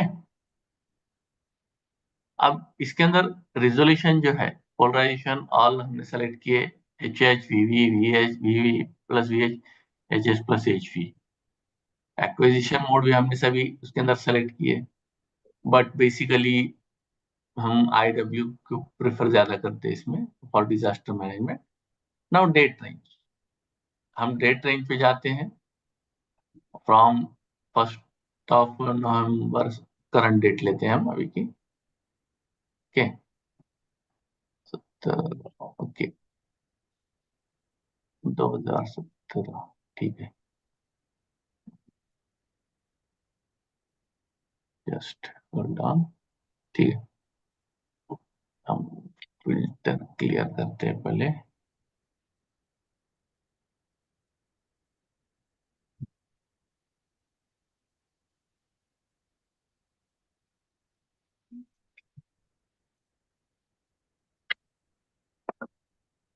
आप लोग नजर आ रहा है सब?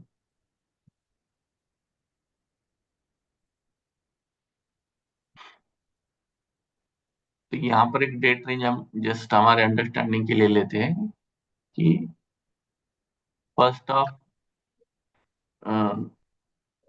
जून से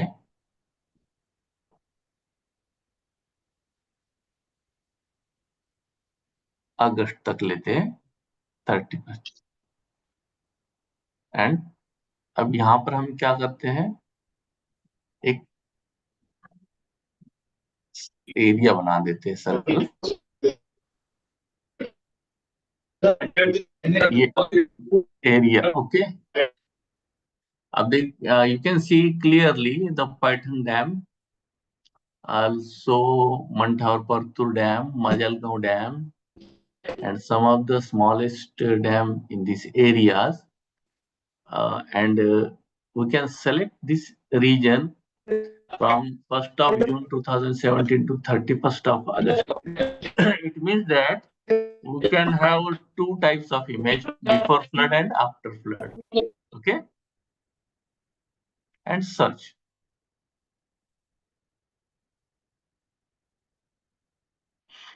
So now you can see the number of images. 71,274 images of this area has been displayed by this browser. Sentinel-1 images. Okay. अब यहाँ पे विजुलाइज पे गए हम, तो ये आपको यहाँ पे विजुलाइजेशन दिख जाएगा कि किस एरिया का लिया है। ये तकरीबन और अच्छा ओके ऑल ओवर एरिया ले लिया इसने। इट्स ओके हम रीअसाइन करते हैं इसे जस्ट थोड़ा।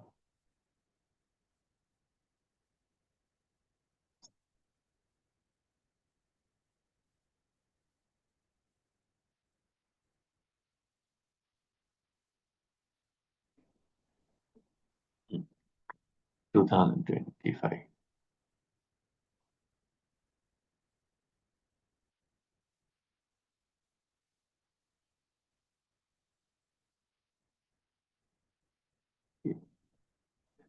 नया प्लेसमेंट डालेंगे इसमें ये ओके।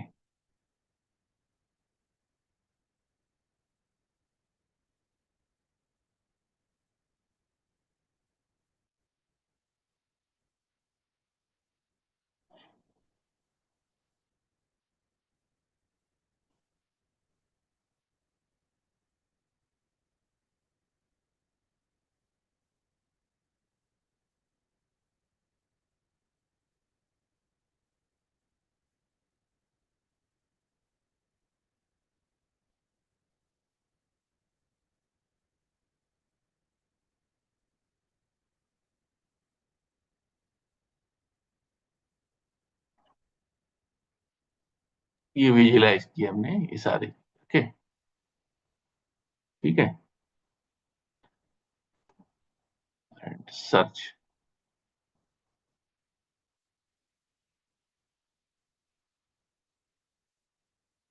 अब देखिए नंबर ऑफ डेटा सेट आपको उस पीरियड का मिल गया अभी। You can see the first image. क्या मैं विजिबल हूं इसमें? आप सब देख सक रहे हैं? Hello, anybody response? Yes sir. हाँ ओके। अब देखिए यहाँ पर सभी इमेजेस है। अब मैं यहाँ पर only yes sir, yes visualise sir. करता हूँ तो यहाँ पर दिख जाएगा। ये आरजीबी इमेज पूरी दिख रही है आपको, है ना? फिर सार अर्बन एरिया की, फिर एनहांस विजुलाइजेशन एरिया, है ना।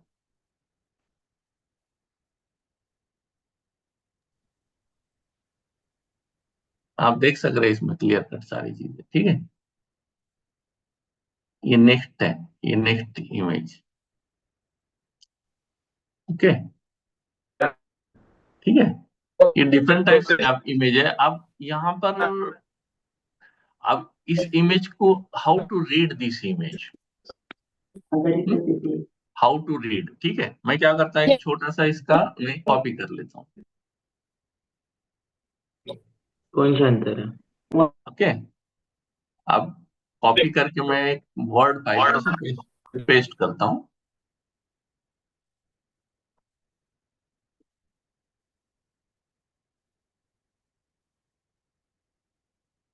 क्या आपको दिख रहा है सब?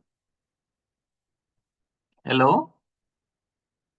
रिप्लाई देती रहिए जी, then yes sir, yes sir. It will be Yes, sir. Easy for me. देखो मैं यहाँ पर आप देख सकेंगे कि मैं कुछ रेड कलर भी किया। Anybody read it? 20170831 and another red one is 20170831. अब उसको उल्टा पढ़िए। 13807102. अब मैं थोड़ा सा डिफरेंट लेता उसे। 31 अगस्त 2017 कैसा रहेगा? बराबर। अब ये भी क्या है? 20170831. 31 अगस्त 2017, करेक्ट। हाँ, अभी okay, T means time, 00 means 12:47 minute 17 second. T means, है ना। हम्म, ये आपको दिख रहा है दोनों भी टाइम, मतलब वो टोटल जो पास हुआ हाँ, होंगे तो 12:46 minute 52 second to 47 minute 17 second, means total India hmm, cover किया उसने कितने इसमें, 17 और 8, मतलब 25 सेकंड ओनली लगे उस सैटेलाइट को टोटल इंडिया का 200 किलोमीटर के स्वाद के साथ स्कैनिंग करने के लिए, है ना। तो ये इमेज कब की हो गई? 31 अगस्त 2007 2017 की। और 31 इसमें अगस्त कौन सी इमेज है? 2017. सेंटिनल 1A, S1A मीन्स क्या होगा? ये सेंटिनल 1A IW उसका, है ना। इमेज कौन सी है? GRDH। या जैसे जैसे आप स्टडी करेंगे आपको अंडरस्टैंड होगा, लेकिन बेसिक सिंपल क्या है? 31 अगस्त 2017, ओके। एंड साइज कितना है? 1656 MB, 1656 MB। यहाँ पे जब आप क्लिक करेंगे तो ये डाउनलोड होना शुरू हो जाएंगे, 0%, 1 2 3, ओके। आफ्टर दैट ये इमेज तो डाउनलोड हो गई। अब इमेज मैं बताता हूँ, मेरे पास मैंने एक सैंपल इमेज लेके रखा, 2 images, before earthquake and after earthquake. अब ये यहाँ पर आपको डेट दिख रही है 7 नवंबर 2017, 7 November 2017। Second image is 25 November 2017, means it is first is before earthquake, second is after earthquake. We need to calculate the change detection using these SAR images. हम क्या करने वाले हैं? बिफोर अर्थक्वेक की इमेज और आफ्टर अर्थक्वेक की image का change detection calculate करेंगे, ठीक है।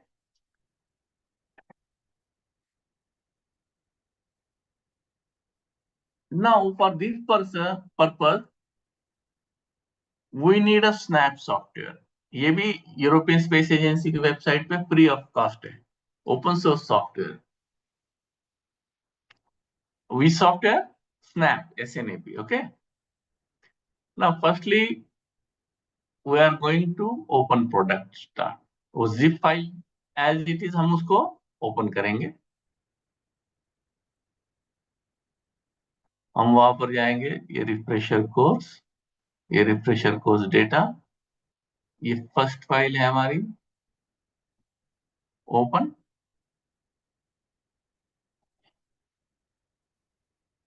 Nearly इसकी जो साइज आपको देख सकते हैं कि कितना है, तो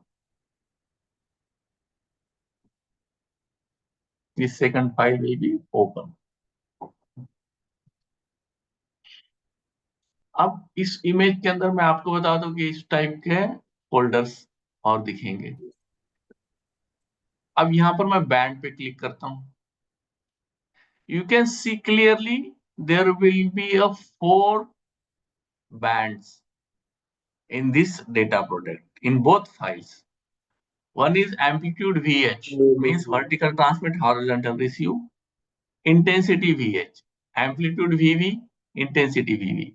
In second, after the earthquake, the same 4 bands will be available.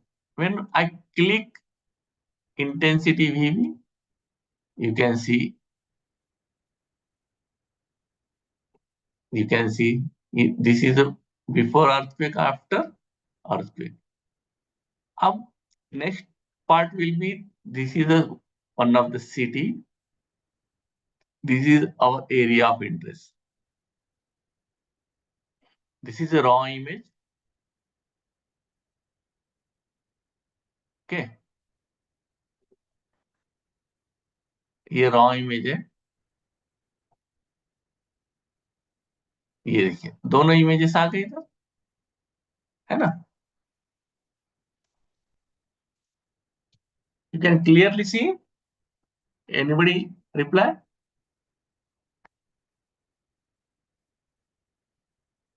अब यहाँ पे वर्ल्ड व्यू के अंदर आप देख सकते हैं area is earthquake affected area in 2017 from Iran in globe view. Okay. Now next step is we can create a subset. Means this is the 200 kilometer by 200 kilometer image, but we need only to identify a particular damage assessment in particular city. We need a 4 to 5 kilometer of area, means 5 kilometer means 5 by 5, 25 square kilometer area we need only. Okay. Now we can go to the view area, view menu. Next, synchronize image views. इसको synchronize already किया हुआ है मैंने, लेकिन और एक बार करके बता दो। सिंक्रोनाइज इमेज व्यू, तो ये इमेज भी आपने कम ज्यादा किए तो आपको ये इमेज भी कम ज्यादा हो जाएगी, दोनों भी उसी के तरीके से। Means synchronize the both the images. After, use the navigation panel bottom right corner. Now next, go on image visualization. एक उससे पहले मैं RGB इमेज आपको करके बताता हूँ इसकी।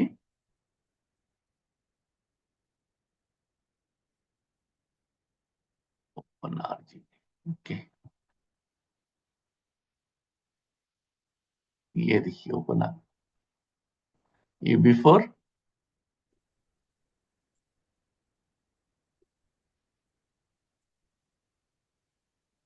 ये आफ्टर। ये दोनों में भी आपको डिफरेंस थोड़ा सा समझ में, but this image has a lot of noise, lot of impurities. Okay, but our area of interest is इतना ही है, हम इसके ऊपर ही कंसंट्रेशन करेंगे। Now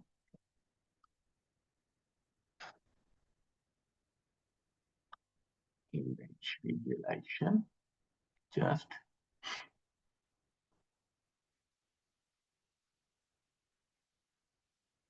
the main figure.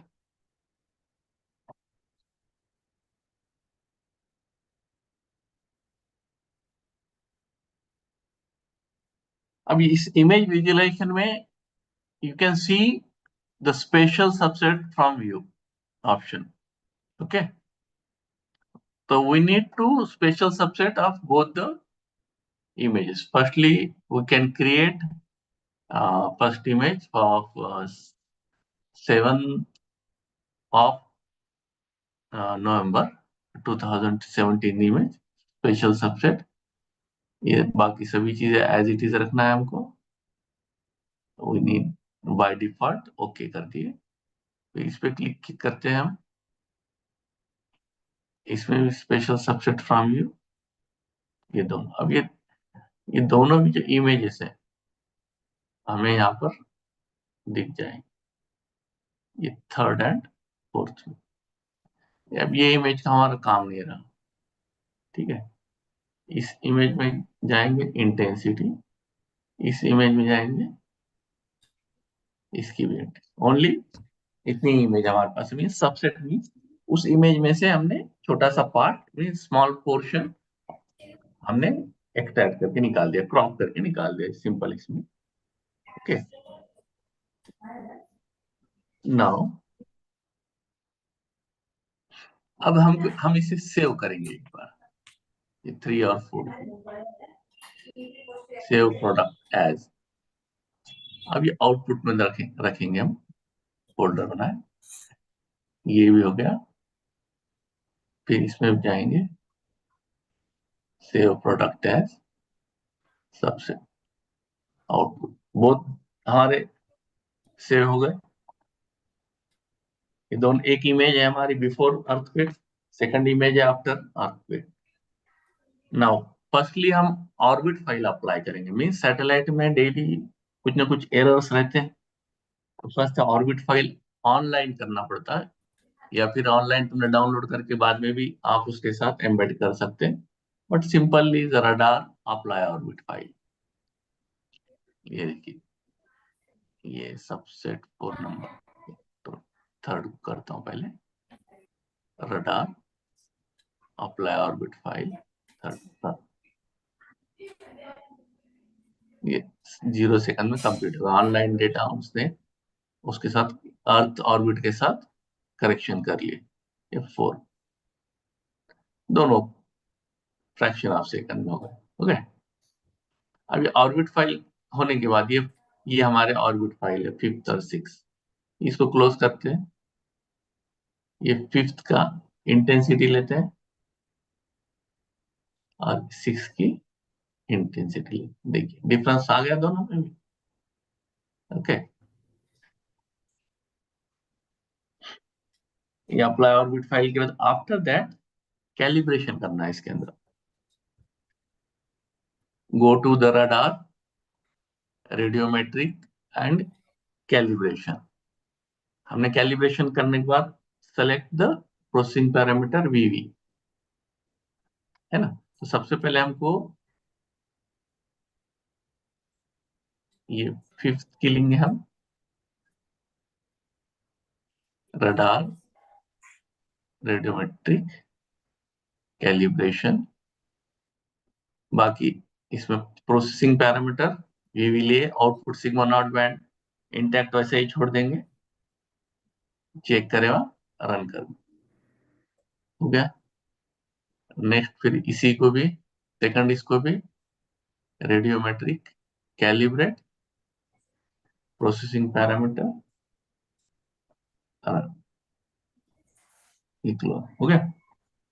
अब रेडियोमेट्रिक कैलिब्रेशन के किस लिए रहता, converts radar reflectivity represent by raw satellite data and into physical, converted it into decibel, dB में कन्वर्ट कर देता है, कि जो कि हमको आगे चल के जीआई सॉफ्टवेयर के लिए यूज होगा।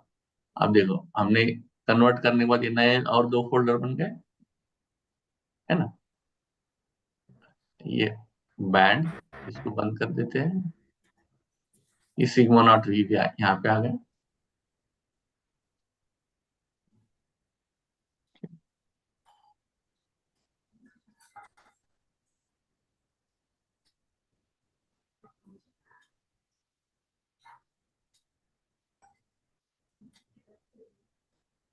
ओके, ये रेडियोमेट्रिक हो गया हमारा कन्वर्जन। अब नेक्स्ट पार्ट है हमारा स्पार्कल फिल्टरिंग, मीन्स इसके अंदर जो ग्रैन्युलस बायोरिपल डॉट दिख रहे हैं उस स्पार्कल की वजह से रहते हैं, हमको करना है। हम radar speckle filtering, single product speckle filter. अब इसमें जो है अभी 8 नंबर आ गया। ओके, हम ये पहले 7 से करते हैं। Radar, speckle filtering, single product. Okay, 7th आ गया। ठीक है, ये सिग्मा नॉट वीवी।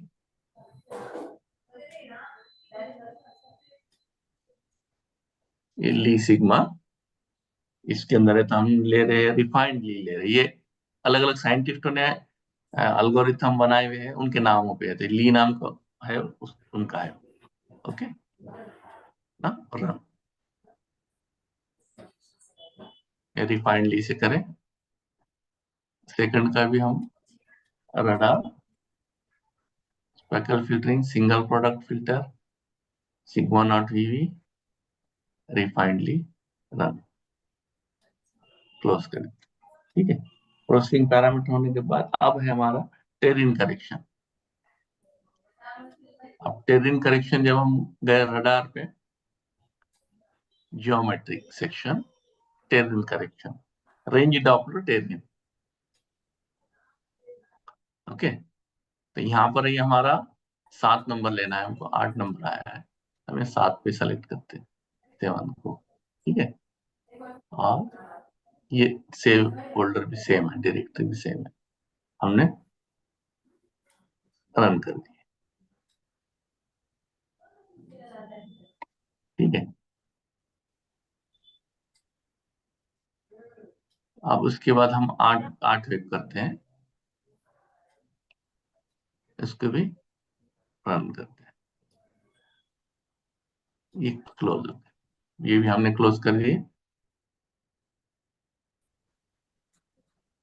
ये टेरिन करेक्शन भी हो गया।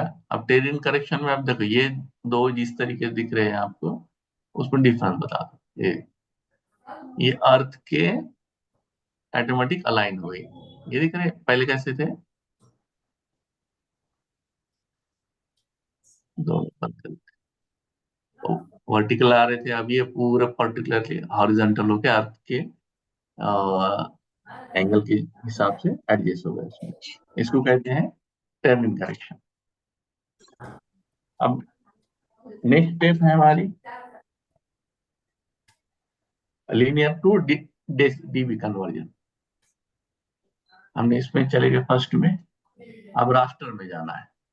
रास्टर में यहाँ पर है डाटा कन्वर्जन, ये data convert bands from to dB, ये दिख रहा है यहाँ पे। प्रोसेसिंग पैरामीटर भी यही है हमारा, सिग्मा नॉट वी। बाकी एज इट इज, इसे रन कर दिए, क्लोज कर दिए। फिर दूसरे की तरफ गए, raster convert bands to dB, processing parameter sigma not VV, close कर दी। ठीक है, ये दोनों चीजें हमारी यहाँ पर हो गई। अब आता है इसके बाद का इंपॉर्टेंट पार्ट, को रजिस्ट्रेशन या हम स्टैक।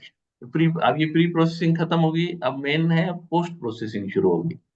अब पोस्ट प्रोसेसिंग में हमारा ये जो स्टेप है, अब यहाँ से 13 और 14 का के डेटा यूज हुआ, ये 13 का, ये 14 का, दोनों बंद कर देता हूँ और ये ओपन करते हैं 13। अब देखो कितना चेंज होगा इसके अंदर, पहले पूरा डार्क आ रहा था, है ना, अब कितना चेंज होगा है सारी चीजें। ठीक है, अब जो नेक्स्ट स्टेप है, स्टैक टूल करना, स्टैक करना है। तो रडा को रजिस्ट्रेशन, को रजिस्ट्रेशन में जाके स्टैक टूल्स, क्रिएट स्टैक। अब यहाँ पर हमको ये लास्ट के जो 2 फाइल्स हैं, कहाँ गए, डेटा सेट टू,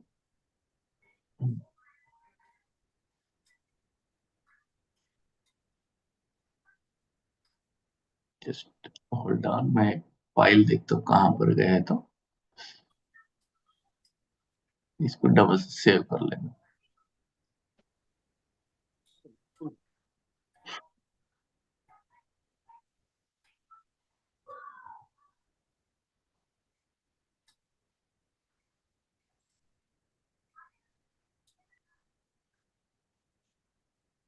आउटपुट में से ये भी सेव कर देंगे, दोनों सेव कर, ठीक है। रडार, फिर को registration, stack tools, create stack. अब यहाँ पर ये दोनों हमारे आ गए हैं, है ना। मीन्स और विथ अप्लाई की हुई फाइल भी है ये, उसके बाद कैलिब्रेशन करे, टेरिन करेक्शन करे, यानी तीनों प्रोसेस करी हुई, ये एक पहली फाइल और दूसरी ये दूसरी फाइल, ये दोनों फाइल यहाँ पर आ गई, ठीक है। अब हमने रन कर देना है, रन कर दिए।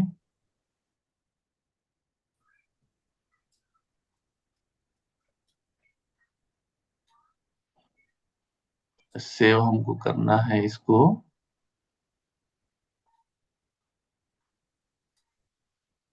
इसमें सेव कर देते हैं।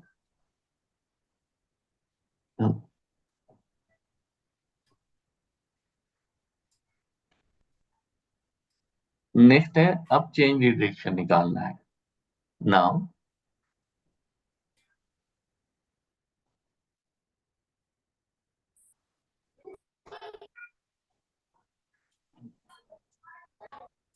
Radar, SAR applications, change detection, sigma not VV directory change करते हैं।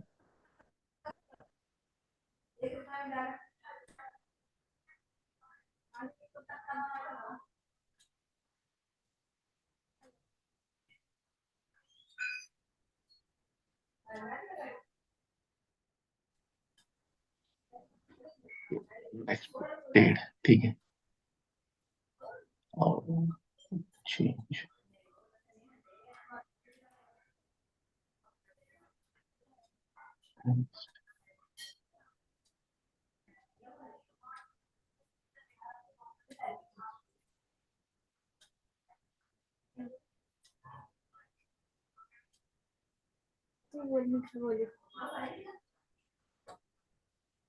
हम एक पिछला राउंड डबल से तैयार करते हैं,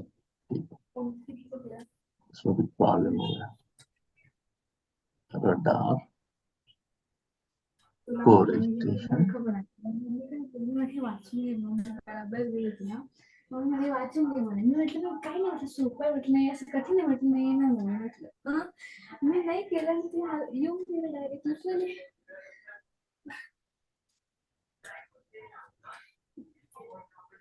हा तेच आहे.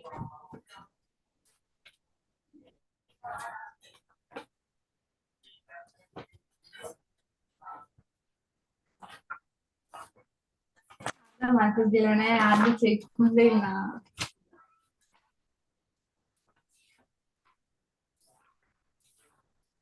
माझी तर ते आजच भेटणार आहे मला. पैसे आहे मी. मला अशी अपेक्षा नव्हती लावली की अशी भेटणार. It needs lot of computing power. अभी ये जो वर्क स्टेशन है मेरा, लेटेस्ट वर्क स्टेशन है करके इतना क्विक हो रहा है, वरना 5 और 6 ईयर पहले एक एक प्रोसेस को कम से कम 1.5 आवर लगता।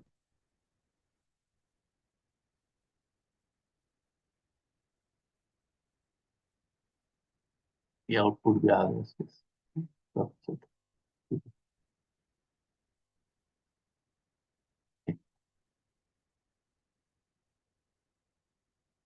अब उसके बाद आता है रडार को क्रिएट स्टैक, स्टैक तो हो गया। सार एप्लीकेशन, चेंज डिटेक्शन,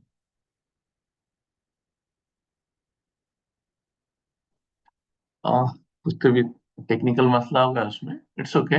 मैं आपको उसके अंदर बता देता मेरे पास उसके जो ट्यूटोरियल डॉक्यूमेंट्स है, लेकिन आपको अंडरस्टैंड तो हो गया है इसके बाद की जो स्टेप्स है। तो अर्थक्वेक और प्रोग्रामिंग, ठीक है।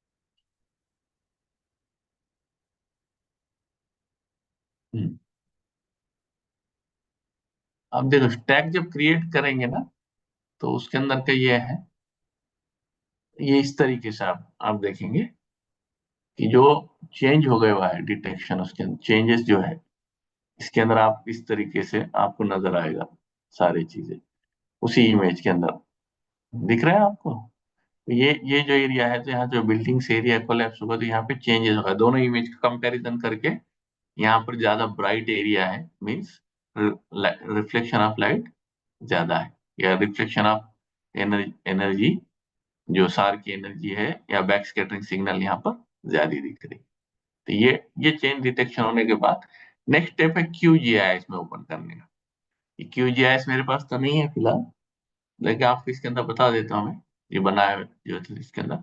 ये QGIS में ये उस सिटी का ये जो डार्कर पोर्शन है, you can see this darker portion, red darker red light areas, okay. तो this is the change detection which will be embedded directly in map, okay.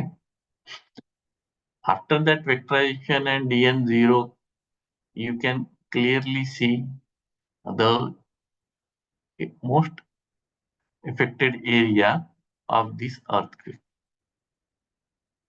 ठीक है।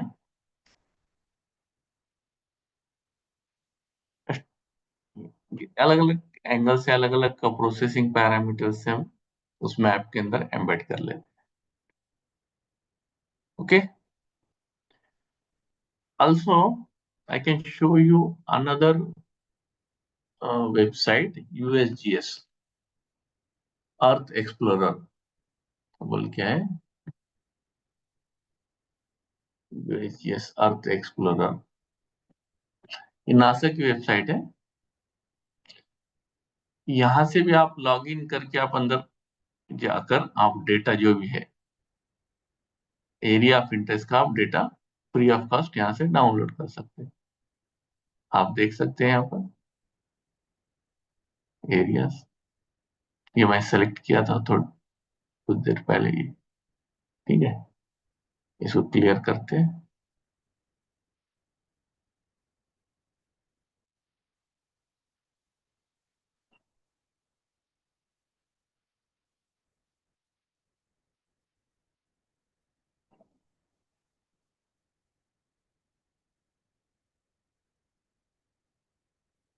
ये 4 पॉइंट्स हमने प्लेस कर दिए।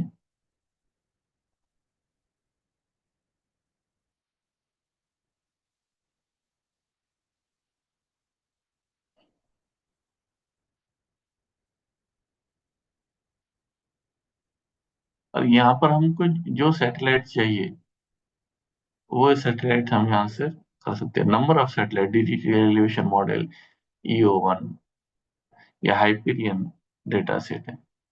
रिजल्ट देखेंगे हम पूरे अर्थ का number of data set over the year.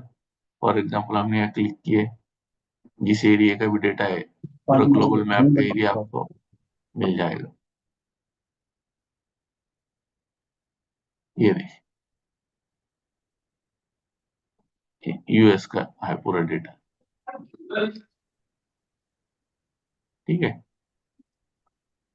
और ये free of cost, this data you also download and process and publish a paper. You can credit their data set names. There will be no restrictions to publish a data or even doing a PhD using these data sets. Third one है हमारा India का भुवन। भुवन portal बोल के है, NRSC का है, national remote sensing centre Hyderabad. तो भी 26 एक्सटेंड नहीं करेंगे तो ऑडिटर लोग तब तक अपने सिर पे नाचते रहे। ये भुवन पे भी जाके आप भुवन 3D, Bhuvan 2D and open dot आर्किव। यहाँ से भी आप कौन सा सैटेलाइट का डेटा चाहिए तो वो डेटा आप यहाँ से ले सकते हैं, डाउनलोड कर ले सकते। ओके, तो मैं इतने सारी चीजें बताया, 2 बज रहे हैं मेरे ख्याल से, टाइम तो हो गया है। अगर किसी को कोई क्वेश्चंस है तो पूछ सकते हैं मुझे। Hello,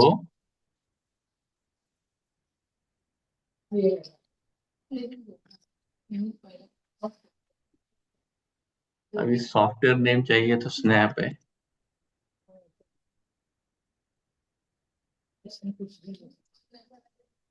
any questions sir?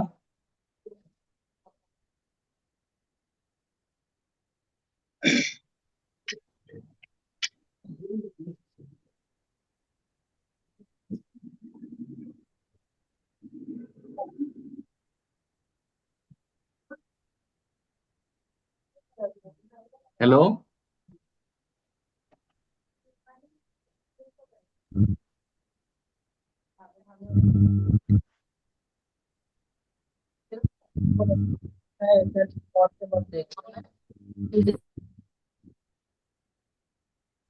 Hello sir,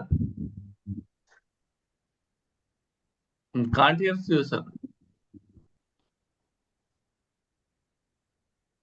unmute कीजिए सर। हाँ, अनम्यूट कीजिए, अनम्यूट।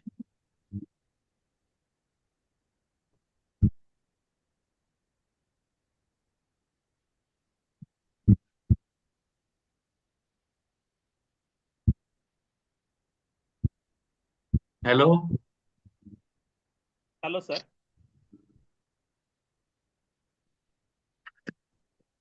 हेलो, हाँ चौधरी सर, आपका आवाज good afternoon sir.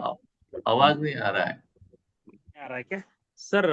I can speak loudly here now. Can you here sir? Headphone given, headphone एक 1 minute sir. I can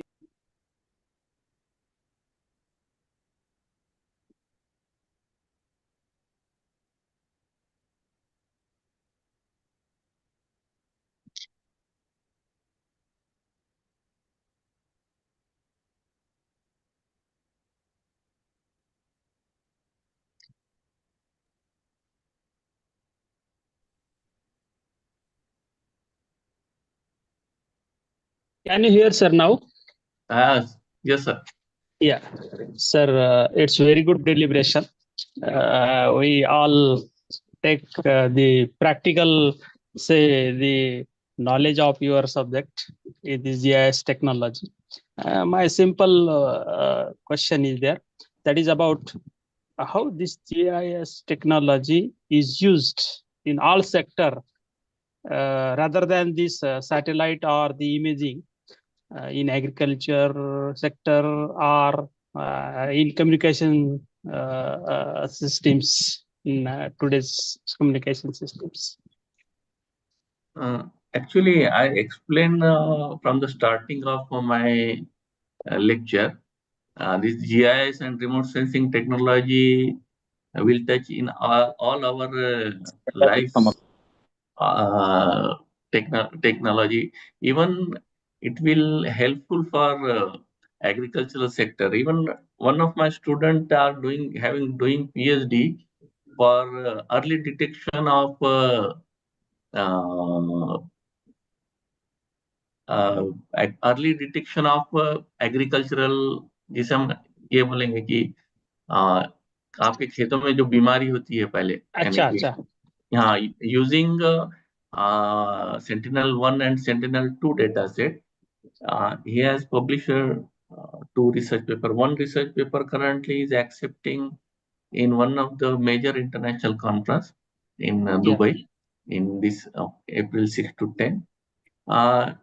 He will be able to detect 12 days before which area is affected and which area is needed to limited for pesticides. यानी हम अभी क्या करते हैं कि खेती में सब तरफ पूरा ही पेस्टिसाइड डालते हैं, लेकिन हम using infrared remote sensing, Yeah. basically multispectral imaging using Sentinel-2, हम 12 days before हम पता लगा सकते हैं कि कौन सी एरिया में एग्रीकल्चरल स्ट्रेस हो रहा है. जी हाँ. And also Sentinel-1 data set use करके हम we can measure soil moisture. Soil moisture के अंदर में छोटा सा भी अगर चेंजेस होता है using last 30 years data set, we can predict early detection of drought, early detection of ज्यादा बारिश होगी या नहीं होगी, ये भी प्रिडिक्ट कर रहे हैं उसके अंदर. Okay.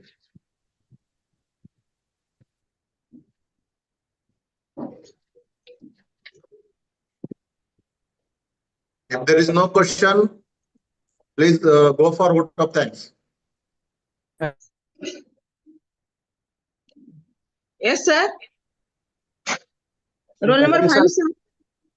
Shafi sir. Yes, sir. हाँ yes sir, Thank you very much for accepting our invitation. शुक्रिया आपका भी बहुत. Hello, sir. हाँ yes, yes madam. Hello. Roll yes, number 5. Roll number 5, sir.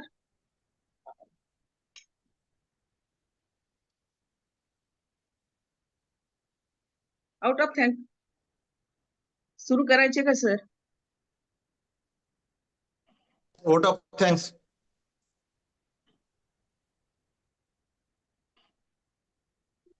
Hello. बोलिए. Vote of thanks घ्या madam. हा. सर्वांना माझा नमस्कार. मी डॉक्टर संध्या भंगाळे, आबासाहेब काकडे शिक्षणशास्त्र महाविद्यालय शेवगाव येथे प्राचार्य पदावर कार्यरत आहे. आपण 3 मार्च पासून आजपर्यंत आपत्ती व्यवस्थापनाविषयी निरनिराळ्या रिसोर्स पर्सन द्वारे माहिती घेतली. आज डॉक्टर शफीउद्दीन सय्यद यांनी आपत्ती व्यवस्थापनात रिमोट सेन्सिंगचा भूमिका काय आहे याविषयी सविस्तर माहिती दिली. रिमोट सेन्सिंग ही पूर्व सूचना प्रणाली आहे. चक्रीवादळ, भूकंप, ज्वालामुखी, सुनामी या आपत्तीविषयी पूर्व सूचना देते. या तंत्रज्ञानामुळे आपत्तीनंतर जलद व अचूक नुकसानीची माहिती होते. आपत्तीनंतर जीवित असलेल्यांचा शोध घेऊन सुरक्षित स्थळी हलविता येते. रिमोट सेन्सिंगमुळे आपत्तीग्रस्त क्षेत्राचे मॅपिंग करता येते. विविध नकाशे तयार करता येतात. तसेच त्यामध्ये उपग्रह प्रतिमा, हवाई चित्रण, थर्मल सेन्सरचा सुद्धा रिमोट सेन्सिंग मध्ये वापर केला जातो, असे सरांनी सांगितले. आपत्ती व्यवस्थापनात रिमोट सेन्सिंगची व्याप्ती खूप मोठी आहे. सुरुवातीच्या इशाऱ्यापासून तर नुकसान मूल्यांकनापर्यंत, आरोग्य व्यवस्थापनापासून ते पायाभूत सुविधांच्या देखरेखीपर्यंत उपयोगी पडते, असे सरांनी बहुमोल मार्गदर्शन आपल्याला केलेले आहे. शेवटी रिमोट सेन्सिंग द्वारे आपत्ती रोखू शकत नाही, परंतु आपत्तीचा परिणाम कमी करण्यास मदत होते. तसेच जीवित व मालमत्ता नुकसान कमी करण्यास मदत होते. अशा प्रकारे बहुमूल्य ज्ञान सरांनी आम्हाला दिले, त्याबद्दल त्यांचे मी आभार मानते. धन्यवाद सर.